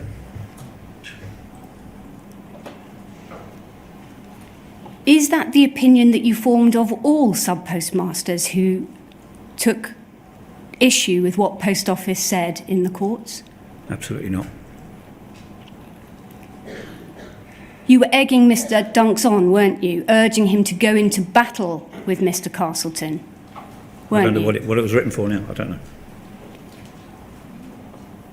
You will know by now that Mr. Castleton was indeed hung out to dry. I know a lot more about it now than I did, yes. Knowing what you know about him being hung out to dry, and the way that you urged Mr. Dunks to go into battle with him, is that the right attitude for someone to take into court when they're about to give evidence in a case with serious implications for someone? No. And yet that was the attitude that your management style and your email fostered and encouraged, isn't it? It suggests that way, yes. I don't know why I wrote it. Did you say similar things to Mr. Dunks before he gave evidence against Seema Misra? Absolutely not. Why do you say absolutely not? I can't even believe that that was written, so no more. Well, if you can't believe that you wrote that and clearly you did, is it not entirely possible that you said similar things before he gave evidence against Mrs. Misra? No, No? I didn't. You didn't. I didn't. And why are we to believe that, Mr. Sewell? That's what I'm saying to you. The attitude towards sub-postmasters that you encouraged in your team must have been one they carried into court whenever they gave evidence against sub-postmasters. Is that right? I don't believe so. Thank you, Mr. Sewell. Those are my questions. Thank you, Ms. Page. Ms. Patrick? Thank you, sir. Good afternoon, Mr. Sewell. Good afternoon. My name's Miss Patrick. I ask questions for a number of sub-postmasters who were convicted and have since had their convictions overturned. Right. I only want to ask you a few questions about one topic. This morning you told the inquiry that you'd had limited input into the substantive content of witness statements provided by Fujitsu employees, including those people you managed. Is that right? Yes. Okay, I want to look at one document. FUJ 00225644.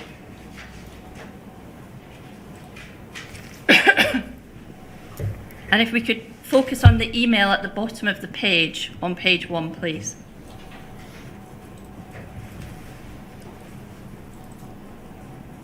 Can you see that then, Mr. Sewell? Yes. And we can see that this is a message from Phil Budd, and it's dated the 18th of August 2009, and it concerns Porters Avenue Post Office. Now, Porters Avenue is a branch that was run by Jerry Hosey, who is a sub-postmaster that we represent. Mr. Hosey was prosecuted and convicted, and in November 2010, he was sentenced to 21 months in prison. His conviction was overturned in October 2021, 11 years later. So that's a little bit of context. Now, if we read what Mr. Budd is saying first together. Morning, Andy. That court case reared its head again a few weeks ago.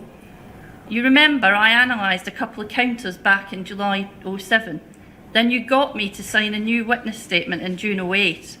Well, they came back again and wanted me to sign another one. Just a single paragraph to say that the counters were in full working order and would not cause a discrepancy. I was not happy with the implications of full working order since I did not perform test transactions on the counters. So I provided a new paragraph to reiterate my previous statement that the files thereon were correct and that counters should be expected to perform as required. The reason for my email, now the defence are hiring an expert to analyse the equipment, I just wanted to make sure POA are not solely relying on my analysis. I assume we've supplied evidence of the transactions going through and the system's working correctly. I'm just trying to reduce the stress I feel whenever this pops back into my head. So that's what he is saying. Now, Phil Budd, do you recall who Phil Budd was? No. If we scroll back down onto page 2 of that document, we might be able to refresh your memory. If we look at the very top, we'll see his email signature.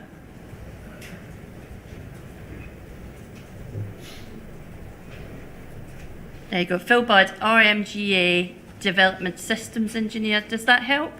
No, don't recall the name at all.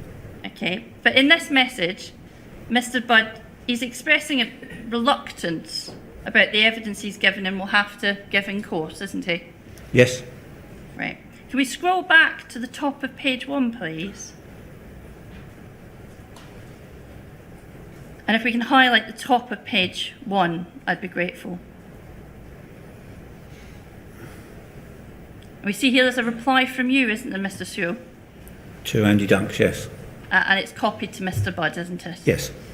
And you say, Phil, your statement is fine, and all you can actually say. If they stump up the cash, the counter equipment won't be much use, as the 42 days retainer of the message store is long gone and will be endorsed by Gareth, Pete. You were signing off what Mr. Budd had already said in evidence, weren't you? I was trying to reply to him. You were giving him assurance that it was appropriate for him to go on and give evidence, weren't you? That's all I knew, that the message store would run. And in fact, what you were doing was commenting on a line that was being taken by the defence in evidence in this case, weren't you? I don't know about that.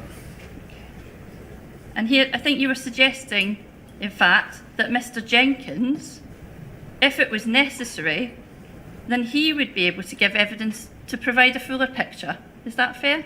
No, I think I was asking that Gareth would underline what I was saying, so I was correct. That he would endorse What I was saying, what you were saying. yes. Thank you. I don't think I have any further questions for you, Mr. Sewell. Is that it? That is, yes. Well, thank you, Mr. Sewell, for coming to give evidence today. We've got one more witness, Mr. Blake. We do say yes. Could we take our mid-afternoon break now, so 15 minutes, so that arrangements can be put in place for Miss Munro to take her place in the room? So that would be 2:45. Certainly. All right. Thank you. Thank you very much.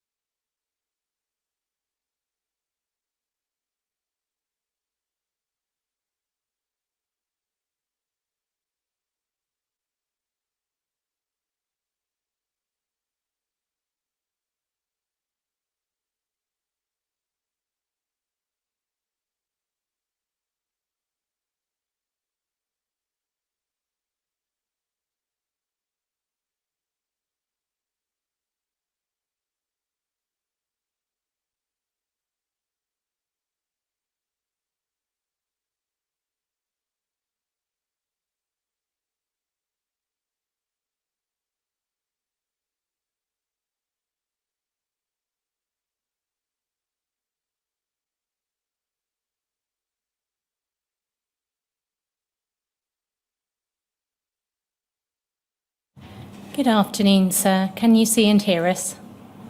Yes, thank you very much. May we please call Ms. Munro?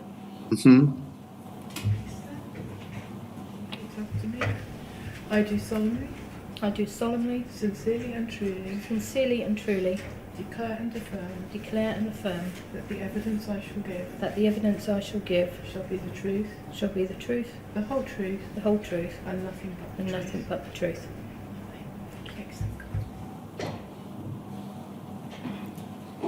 Could you confirm your full name, please, Ms. Munro? Yep, Donna Maria Munro. Thank you for coming to the inquiry to assist it in its work. As you know, I will be asking you questions on behalf of the inquiry. You should have in front of you a hard copy of a witness statement in your name in a bundle at tab A1, and it is dated the 29th of December 2023. Do you have that? I do. If you could turn to page 12 of that, please. Yep. Do you have a copy with a visible signature? I do, yes. Is that your signature? It is. Are the contents of your statement true to the best of your knowledge and belief? They are.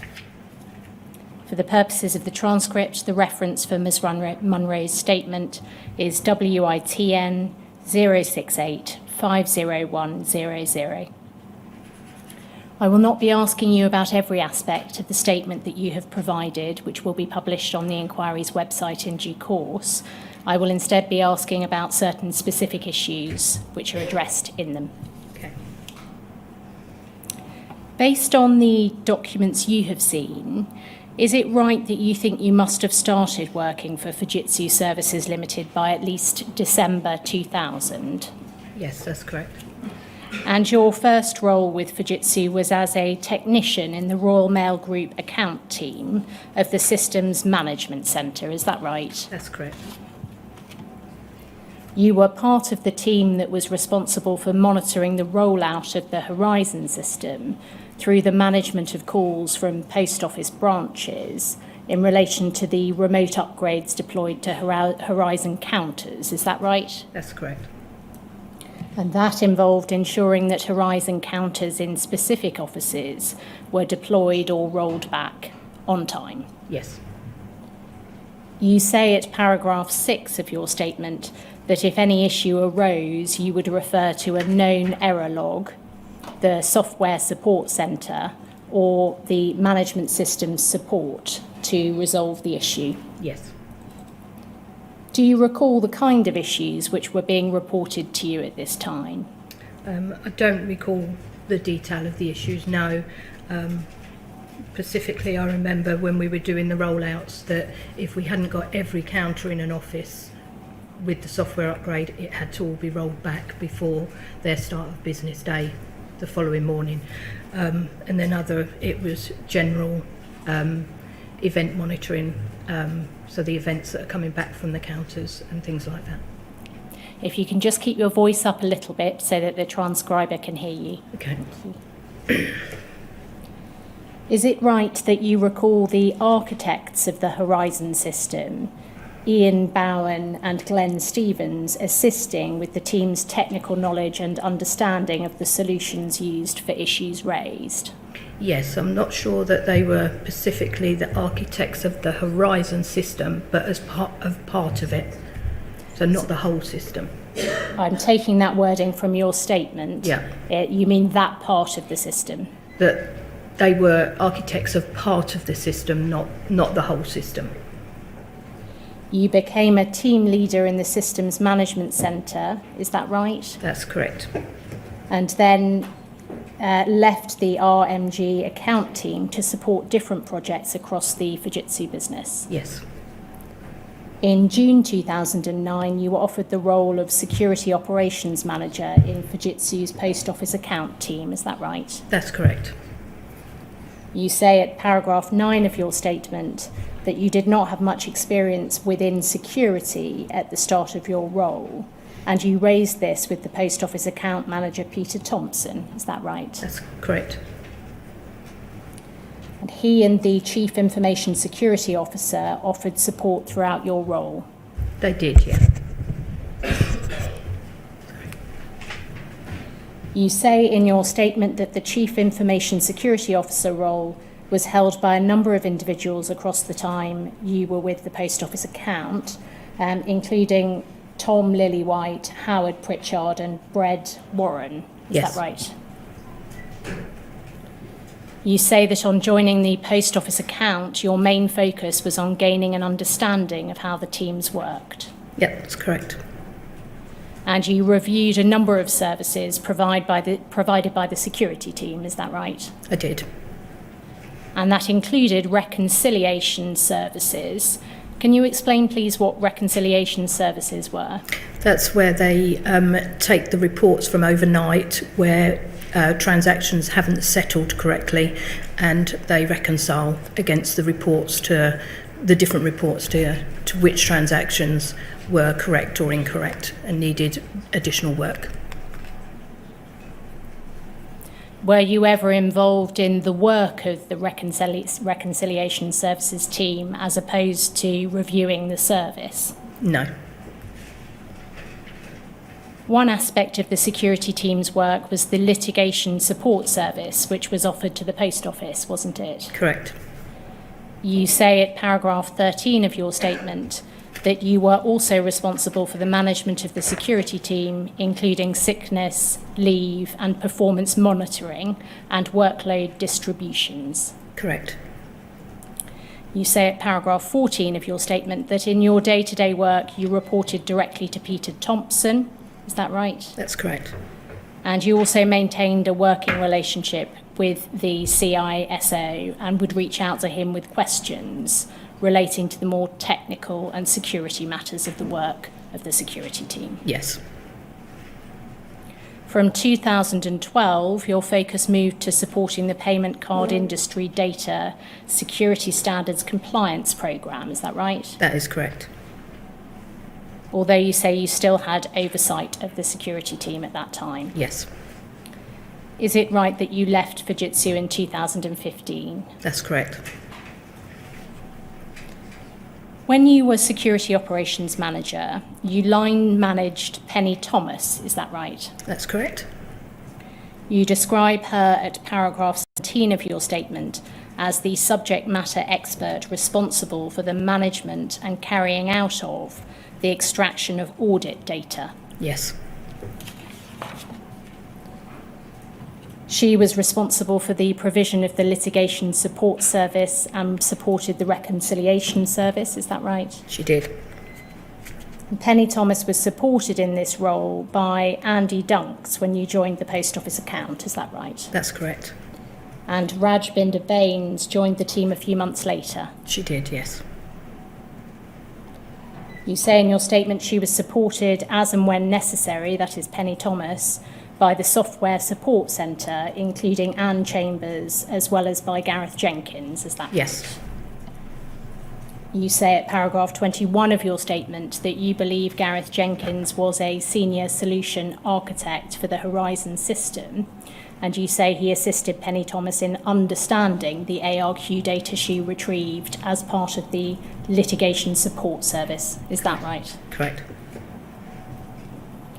You say you had fairly limited dealings with Gareth Jenkins and that you saw him on rare occasion briefly saying hello around the office. Is that right? That's correct. But your understanding from these limited dealings was that he was, on occasion, called as an expert witness in prosecutions conducted by the Post Office. Yes.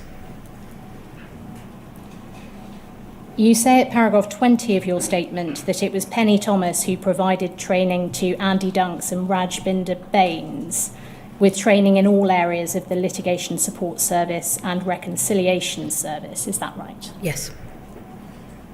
And the aim of this was that the litigation support service and reconciliation service would continue to function even if a member of the team was absent. Yes.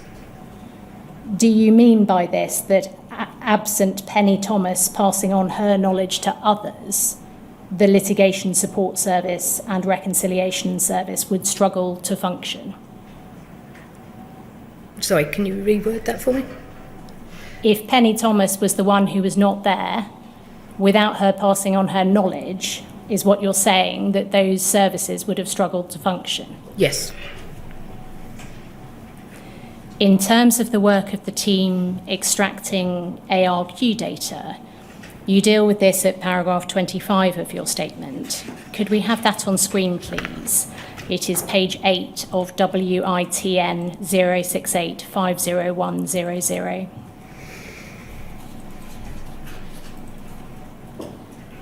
Of the ARQ extraction work, you say this: at a high level, I was aware of the process the team carried out to extract ARQ data. The team worked in a secure room to access the audit servers via the audit workstation and would extract the ARQ data requested by Pol. If required, the team would produce a corresponding witness statement in respect of how the ARQ data was gathered. The team were responsible for providing the ARQ data and witness statements to Pol. If required, they could also be asked to present this evidence at court. I understood that the extraction of ARQ data was a contractual requirement of Fujitsu's relationship with Pol. Is it right that you yourself did not have any role in the extraction of ARQ data? That's correct. You deal with your line management relationship with Penny Thomas at paragraph 19 of your statement. Could we have that on screen, please? It's page 6.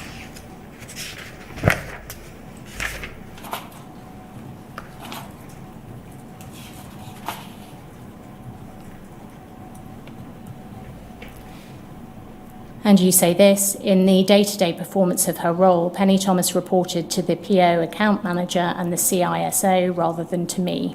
As her line manager, I was copied into some of Penny Thomas's email correspondence so that I could understand and manage the resourcing levels and capacity of the team. Penny Thomas also liaised directly with Pol in the performance of her role as their direct point of contact for the litigation support service. From memory and review of the documentation, Penny Thomas would occasionally copy me into email correspondence with Pol so that I had visibility of her capacity. Penny Thomas would only reach out to me for assistance in relation to the litigation support service for things like arranging cover when she was away, as I managed the team workloads. I do not recall Penny Thomas raising concerns relating to the service itself, as these would normally be raised with the PO account manager or CISO. I did not offer subject matter support to the litigation support service. You also say at paragraph 26 of your statement that you had no role in the provision of witness statements or the legal proceedings which followed the extraction of ARQ data.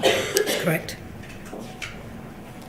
Is it right that your evidence is that where issues related to litigation support needed to be escalated, they were escalated to the Post Office account manager and the Chief Information Security Officer? That's correct.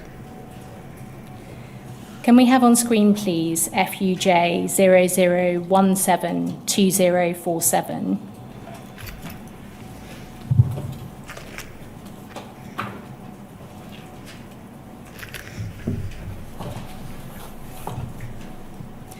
This is an email chain from June 2010. If we can go, please, to page 5 of this document, we can see the first email in the chain, which is dated the 23rd of June 2010.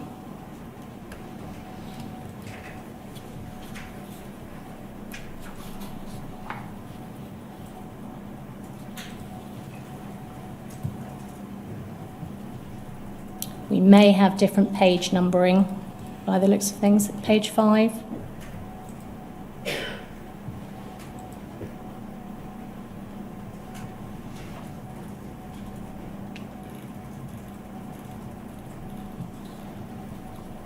Apologies, that's entirely my fault. The reference, if we can try that again, is FUJ 000-97047. No, that's it. We've got there. Towards the bottom.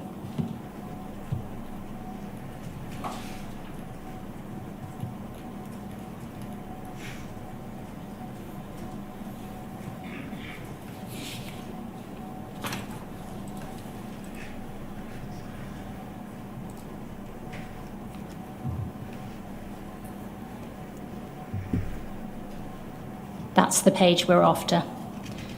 The email at the bottom there, from Penny Thomas, 23rd of June 2010.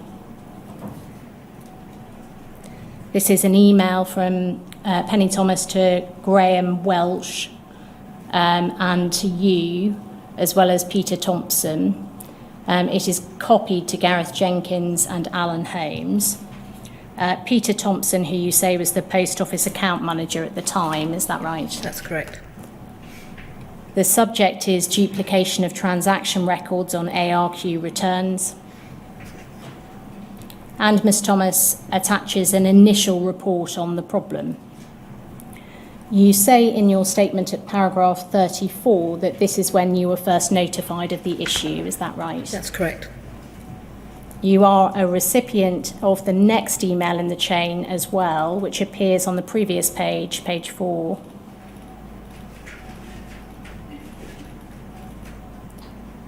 That is also from Penny Thomas and provides an update to her note sent the day before.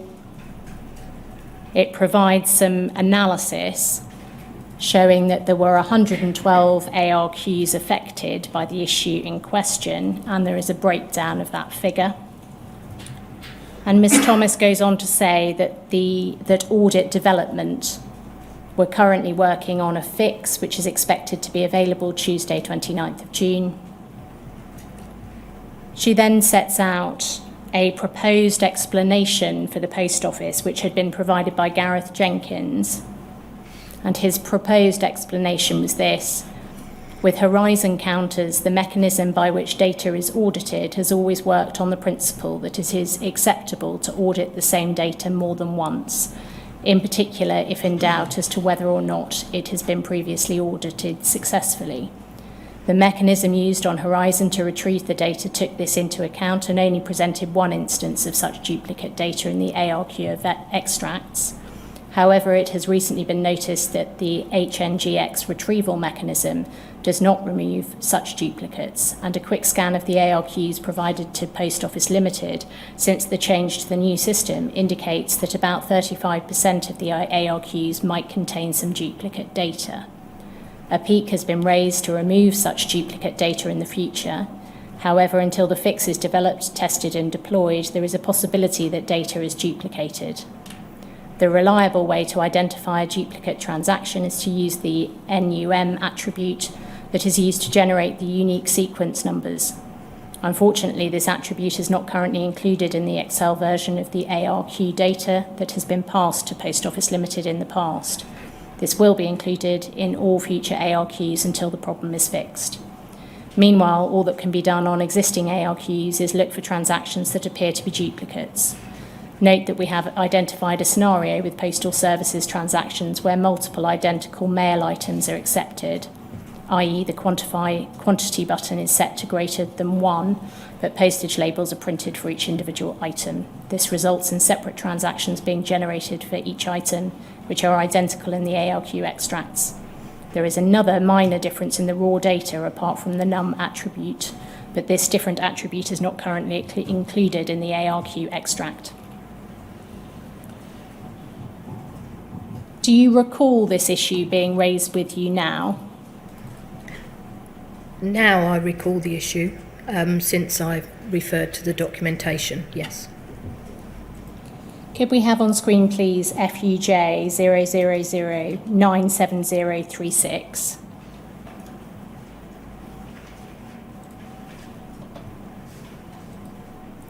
This is another email chain from June 2010. You are copied into one email, which forwards on to you 2 further emails. Could we go, please, to page 4 of the document?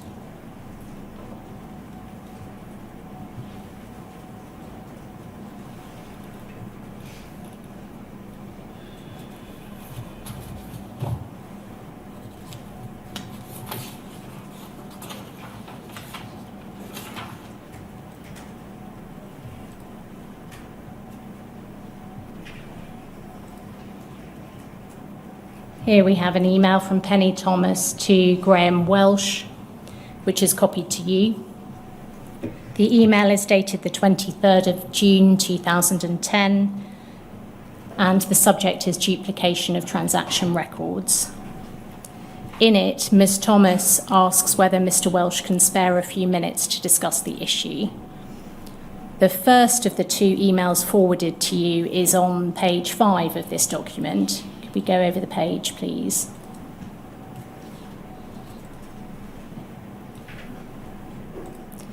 It is an email from earlier in the day, on the 23rd of June 2010, from Penny Thomas to Pat Lywood, who appears from the emails on the page before to have been a service implementation manager.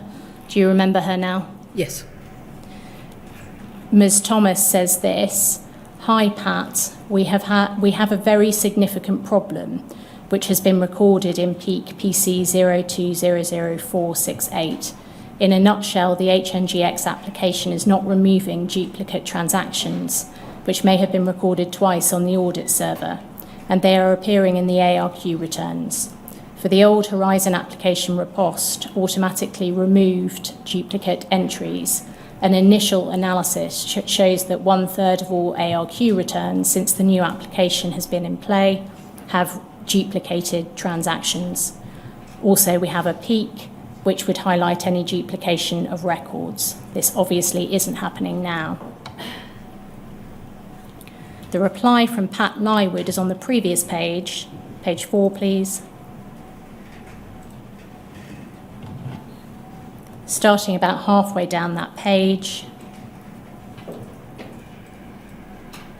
"Penny, I will add to CS prayers that your chances of getting it fixed before R2 is deployed are not good. Can I suggest that you explain the urgency to Graham and get him to raise it at management prayers? Can you also add a business impact to the peak using the impact button? Adam, please can you get your guys to take a look at this and let me know where the fix might be? Cheers, Pat." So Ms. Thomas was, if we can scroll up please to the top of the page. Ms. Thomas was bringing you into the loop, copying you in here, into her email to Graham, in her email to Graham Welsh, sending on those two previous emails. This was potentially a very significant problem, wasn't it? Yes. On its face, there might be duplicate entries on ARQ spreadsheets which had been provided to the post office. Correct. And at least some of those ARQs were for use in court. I believe so. Would you have discussed the substance of this issue with Ms. Thomas? No, Why not? because she would have already taken it up to the relevant senior management. Do you recall being concerned about this issue at the time? Yeah, I think we were all concerned about the issue, hence why Penny raised it as urgent. But I don't recall any detail around the issue in depth. Can we have on screen, please, FUJ 001 22903?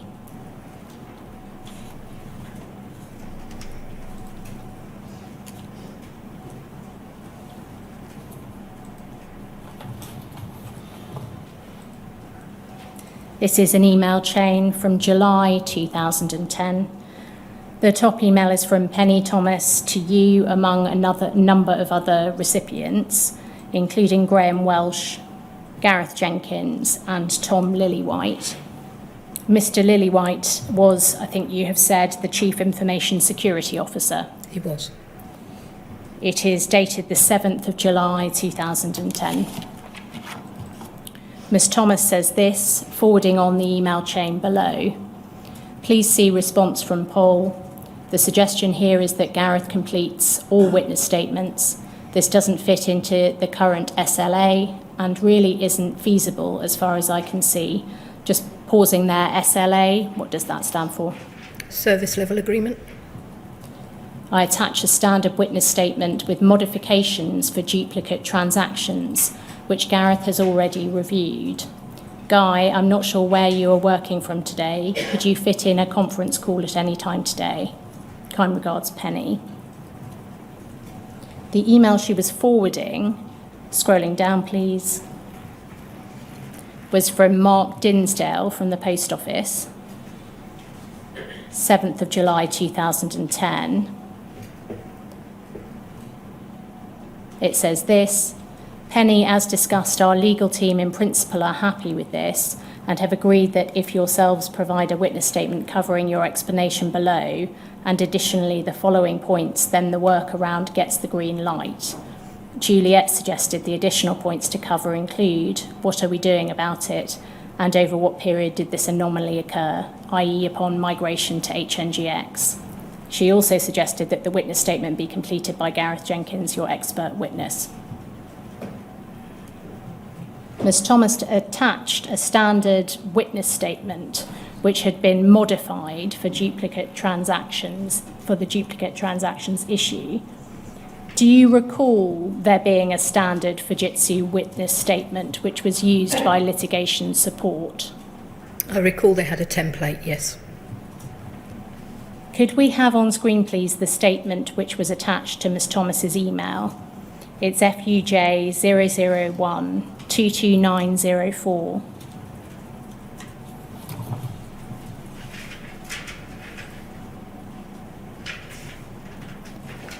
The statement is in the name of Penelope Ann Thomas. It is a standard statement and therefore undated. The introductory paragraph says this: I have been employed by Fujitsu Services, Post Office account, formerly ICL Pathway Limited, since 20th of January 2004, as an information technology security analyst responsible for audit data extractions and IT security. I have working knowledge of the computer system known as Horizon, which is a computerized accounting system used by Post Office Limited.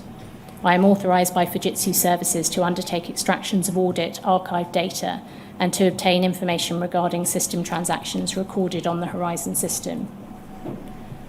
There then follows an overview of the Horizon system. Scrolling down slowly, please.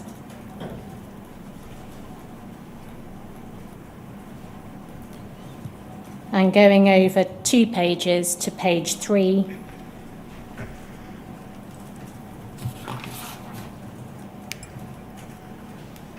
There is a paragraph dealing with audit information.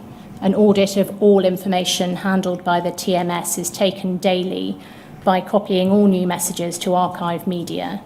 This creates a record of all completed outlet transaction details, including its origin, outlet encounter, when it happened, who caused it to happen, and the outcome.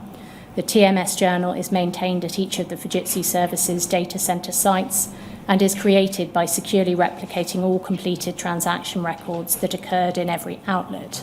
They therefore provide the ability to compare the audit track record of the same transaction recorded in 2 places to verify that systems were operating correctly. Records of all transactions are written to audit archive media. We can see 3 new paragraphs, scrolling down a little please, dealing with the duplicate transactions issue, which read as follows. With Horizon counters, the mechanism by which data is audited has always worked on the principle that it is acceptable to audit the same data more than once, in particular if in doubt as to whether or not it has been previously audited successfully. The mechanism used on Horizon to retrieve the data took this into account and only presented 1 instance of such duplicate data in the ARQ extracts. In January 2010, a new HNGX application was introduced to filter transaction records for presentation to Post Office Limited. It has recently been noticed in this HNGX retrieval mechanism does not remove such duplicates. An enhancement to the extraction toolset will be developed, tested and deployed, and will remove such duplicate data in the future. However, until this enhancement is deployed, there is a possibility that data is duplicated. The reliable way to identify a duplicate transaction is to use the NUM attribute that is used to generate the unique sequence numbers. This will be included in all future transaction record returns until the retrieval mechanism is enhanced. a semi-automated process to copy the returned data, and then to identify and remove any duplicated records which may be present from this copy by using the NUM attribute, has been agreed with Post Office Limited for use in the interim period. It is emphasised that the duplication of audited records has not in any way affected actual physical transactions recorded on any counter at any outlet. The duplication of records has occurred during the auditing process, when records were in the process of being recorded purely for audit purposes from the correspondence servers to the audit servers. Then going please to page 7 of this document.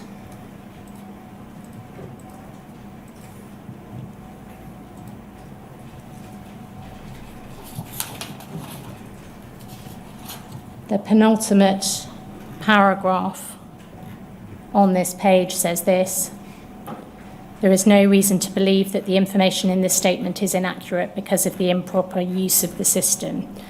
To the best of my knowledge and belief, at all material times the system was operating properly, or if not, in any respect in which it was not operating properly or was out of operation was not such as to affect the information held within it. This draft standard witness statement was circulated on the 7th of July 2010, as we've just seen from the relevant emails. Could we have on screen, please, FUJ 0022 5719?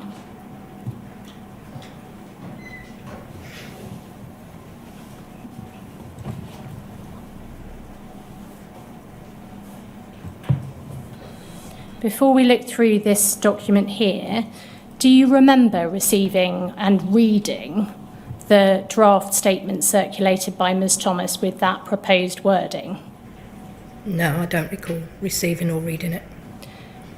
Would you, having seen that email chain, have read the statement that was attached to the email which you were copied into? I would if it was sent to me direct, not as a copy. Starting about halfway down the page here is an email from Penny Thomas dated the 8th of September 2010 to Andy Dunks, copied to you. The subject line is Kirkerswold, ARQ PO48 to PO58. And it reads as follows: Andy, as you know, these returns are reruns of work you have already completed. 3 out of the 12 of your returns contained duplicate transactions. All, 48 to 59, need to be represented on one disk. They are due in court on the 20th of September. We have to get them to Salford, and they in turn have to relay to the investigator, so we need to get them in the post today. In order to get these out as quickly as possible, I asked Raj to rerun them for you. If you really are unhappy to take ownership of the work she has completed on your behalf, please could you rerun them yourself? Raj, can you show the fast ALQ process, which is really not onerous at all? You will then need to update your witness statement. The disk and statement need to be in the post today, please. Kind regards, Penny. Going back, please, to the start of this email chain, which is on page 2 of the document. This is an email dated the 6th of September 2010 from Ms. Baines to Mr. Dunks, copied to Penny Thomas. So you're not copied on this email, but it is forwarded on to you. And it says this: Hi Andy, just spoken to Maureen, and the data for Kirkerswold needs to be resent as this had duplicated data.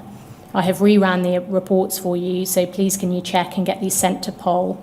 Also, I understand that these also require the witness statements as well, so please can you get this done, as we will need to get this out ASAP, as this will be going to court on the 20th of September.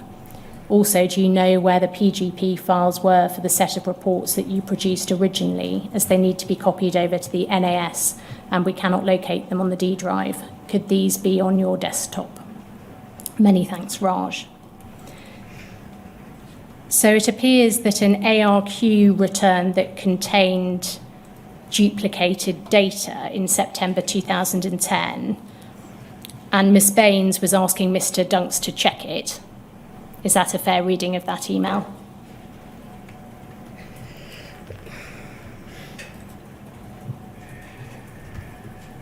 Yeah, she was asking him to check what she had retrieved and prepare it ready to be sent off, yes.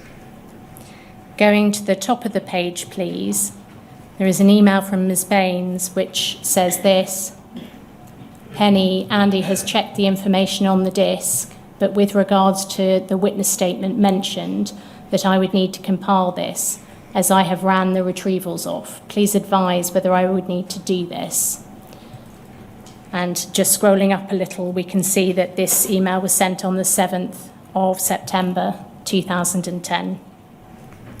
Going up further to the page to the email you were copied into,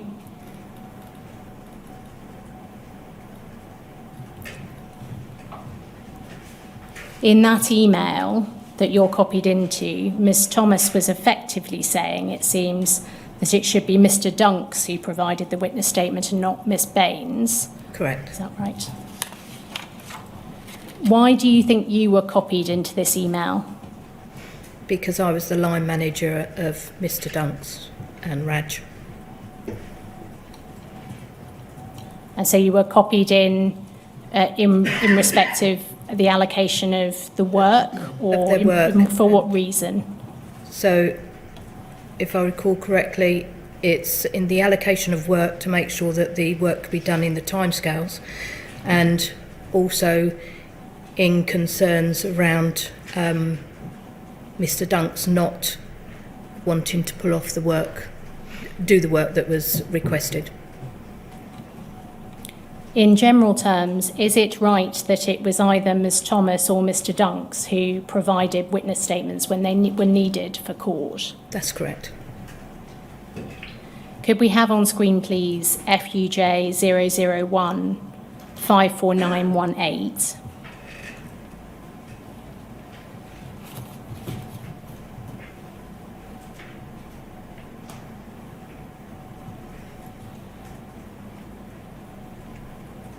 This is an email from Penny Thomas to Tom Lillywhite and to you, dated the 4th of August 2010. It simply says, "We are back in business!" and forwards on the email from Penny Thomas to Mark Dinsdale below. That's Mark Dinsdale of the Post Office.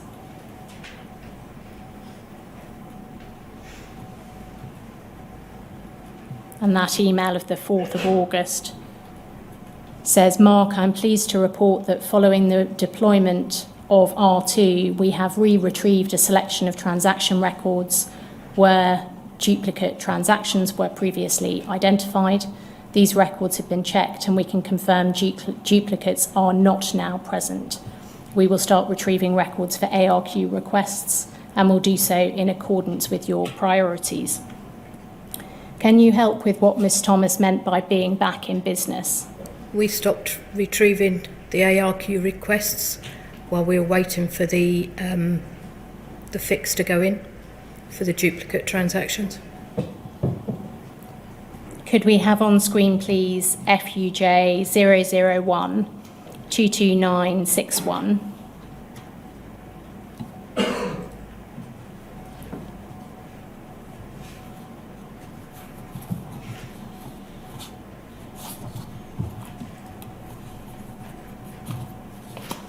This is an email chain from September 2010, starting with the email about halfway down the page.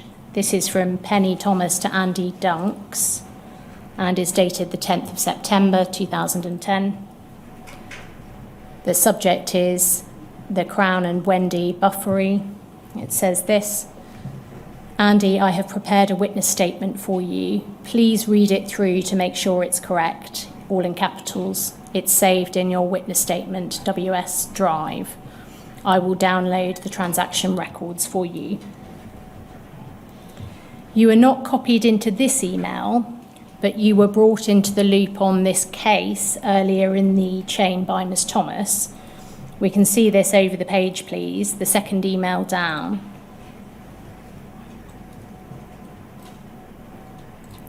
Penny Thomas to Andy Dunks, copied to you, 10th of September. And it says, "Hi Andy, see mail string. Could you please represent the ARQs and provide a covering statement today? If so, I'll confirm to Paul. I'll let you have a copy of my statement." Again, can you help with why you were being copied in? Just from a management perspective, to awareness of what work Andy needed to do so that he wasn't taken off to do something else. We have the draft statement which Ms Thomas sent to Mr Dunks. Could we have that on screen, please? It's FUJ 001 22958.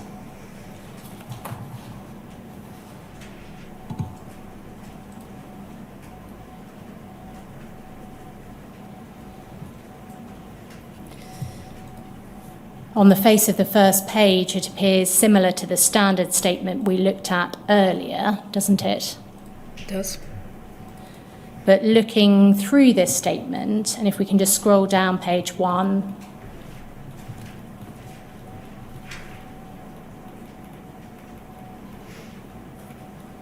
and page 2,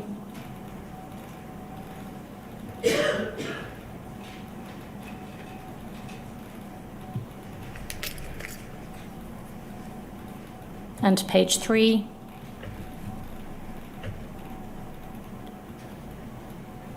stopping there please, we see the paragraph on archive media there, and we don't see the draft paragraphs which were in the July 2010 proposed statement that Penny Thomas was circulating. Do you remember the 3 paragraphs which were underlined in her July draft relating to the duplicate transactions issue?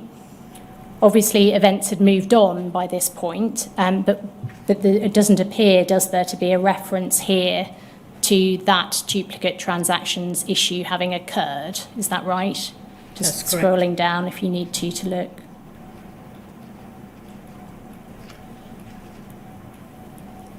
And then at the bottom of page 3,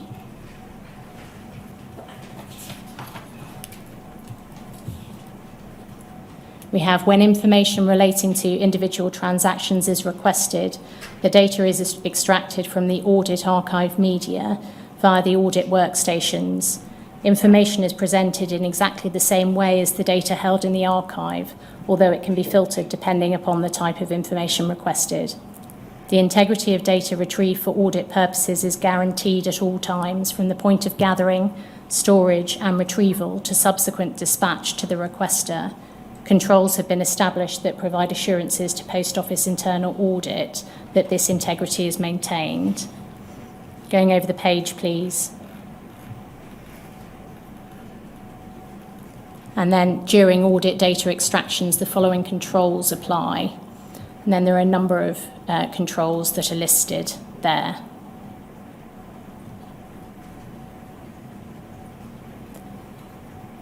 There's no mention in that paragraph either of any past issues with duplication of transactions in the ARQ data, is there? No. And going over to page 5, the ARQs in the specific case are addressed. Scrolling down. And then over the page to page 6, please.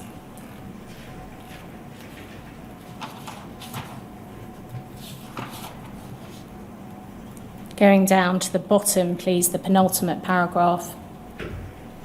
We have the paragraph, "There is no reason to believe that the system in this statement is inaccurate because of the improper use of the system. To the best of my knowledge and belief, at all material times the system was operating properly, or if not, in any respect in which it was not operating properly or was out of operation, was not such as to affect the information held within it."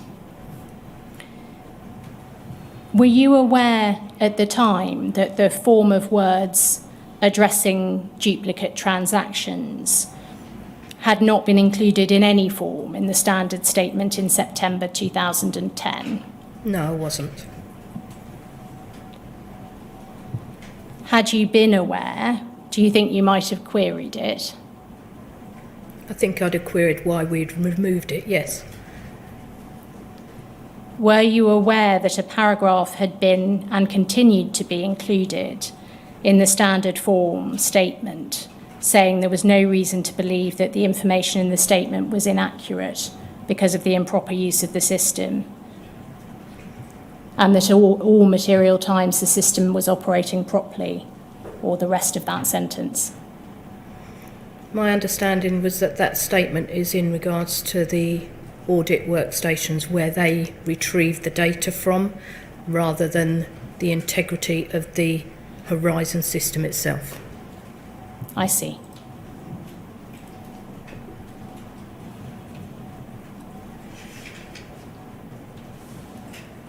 Given what you knew at the time about the duplicate transactions issue, would you have had any concern with the paragraph that we've just read out at all, or not, for the reason you've just said? I wouldn't, for the reason I've just said, because I believe that was related to the workstations how they pulled the data off, rather than the Horizon system itself.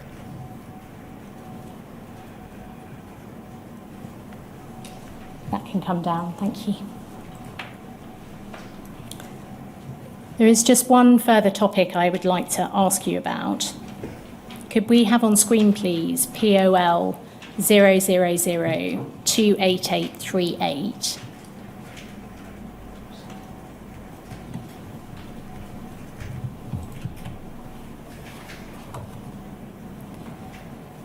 These are notes from a meeting in 2010, which was held to discuss a bug called the receipts and payments mismatch bug. Gareth Jenkins and John Simpkins are listed as being in attendance. First of all, were you ever told about this issue, the receipts and payments mismatch issue? No. The issue is addressed under the heading, "What is the issue?" Discrepancies showing at the horizon counter disappear when the branch follows certain process steps, but will still show within the back-end branch account. This is currently impacting circa 40 branches since migration onto Horizon Online, with an overall cash value of circa 20,000 loss. This issue will only occur if a branch cancels the completion of the trading period, but within the same session continues to roll into a new balance period. At this time, we have not communicated with branches affected, and we do not believe they are exploiting this bug intentionally. The problem occurs as part of the process when moving discrepancies on the Horizon system into local suspense. Having looked at that description, again, do you recall any knowledge of that issue arising? I have no knowledge of that issue whatsoever. You have seen an example of the pro forma statement being submitted in support of the criminal cases in court in September 2010, the one we've just looked at. Does it concern you at all that in the same year this bug was known about by Fujitsu, and yet statements were being submitted to the court saying that at all material times the system was operating properly? Yes, it does. When you looked at that paragraph before, you said you took that to be referring to the audit workstations. Yes. So just revisiting that, do you think that paragraph could have been read more widely as referring to the Horizon system operating properly? I think it could have been worded better, yes, to what that paragraph is actually in relation to. Because on its face it was saying the system was operating properly. Yes. And looking at this,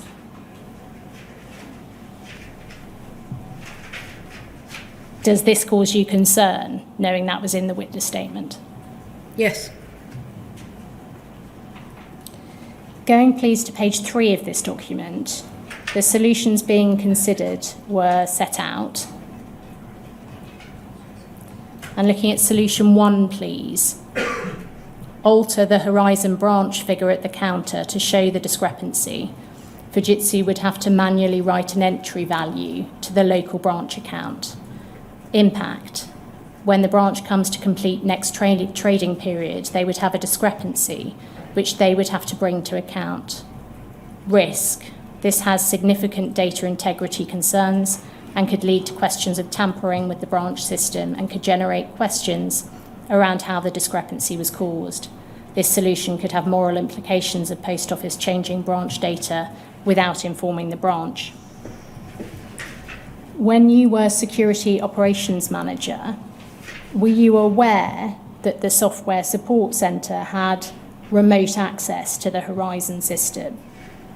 That they could remotely access the counter in a branch and alter the values? I was aware they had remote access.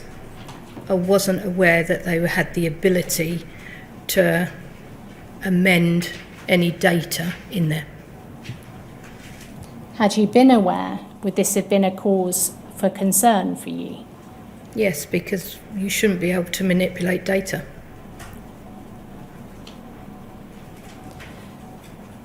So those are all the questions that I have for Ms Munro.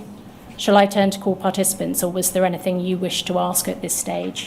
No, let any co-participants representative ask any questions. Mr Jacob has a question. Thank you. I have a very brief follow-up question. You were asked about the receipts and mismatch issue notes. There was a meeting, and present at that meeting was Gareth Jenkins. Is that right? Do you recall? I don't recall. Okay. Do you need to see the document? Yes, please. It is POL 000288838. And right at the top.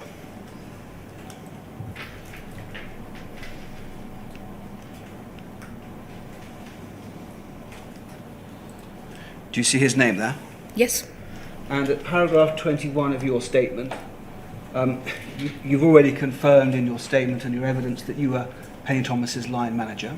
That's correct. And at paragraph 21 of your statement, you say, I believe Gareth Jenkins was the senior solution architect for the Horizon system. He assisted Penny Thomas in understanding the ARQ data she retrieved as part of the litigation support service, and you say you believe he was on occasion called as an expert witness. That's correct.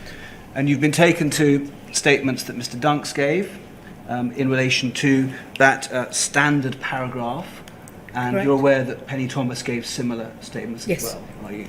So you said in your evidence today that you weren't aware of this receipts and payments mismatch No. issue, and we can see from the document that it affected, I think, up to 40 branches. Was Mr. Jenkins part of the wider team then? He was assisting Penny Thomas, who you line managed. That's right, isn't it? Yes. So, and you may not be able to answer this, it's likely, isn't it, do you think, that if Gareth Jenkins was present at this meeting, that when Miss Thomas gave witness statements using that standard paragraph in 2010, that she would have known about this because Mr. Jenkins was assisting her? I can't answer that because I wouldn't know what No. Okay. Gareth and Penny discussed. He assisted her with the different witness statements and the data. Whether they discussed these issues, I wouldn't know. Do you accept that Ms. Thomas in 2010 gave statements using those generic words about the Fujitsu system operating properly? Yes, there is the standard template. Yeah. Do you think, as her line manager, you ought to have known about these potential difficulties when Ms. Thomas was using that paragraph, effectively giving Horizon a clean bill of health and criminal prosecutions of sub-postmasters? I think because we'd got Penny discussed most of her issues or concerns or questions around the systems, and that that service with the CISO and the account manager, then it was already at an escalated level. So I couldn't actually add any value in that way. So I think it was taken to that higher level rather because of the service that it's providing. We're just trying to understand the structure. So you were her line manager. Yes. But in relation to the evidence that she gave and perhaps the veracity of the evidence that she gave, there was someone else who she was reporting to, is that right? Yes, so she liaised closely with both the account manager and the CISO. And a general question, and you may or may not be able to answer this, but having seen this and having been taken to the documents that you've been taken to today, do you consider that sub-postmasters were being prosecuted in circumstances where the post office, with Fujitsu's assistance, was misrepresenting the robustness and integrity of the Horizon system? Based on what I've seen and read today, I would say yes. Okay, well, I don't have any more questions for you. Thank you very much. So there's a question from Ms. Patrick. Yeah.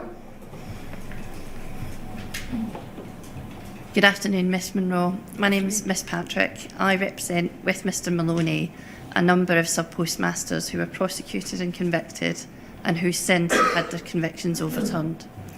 I have one set of questions about one document, so I hope we'll be quite quick. The document is FUJ 00156518.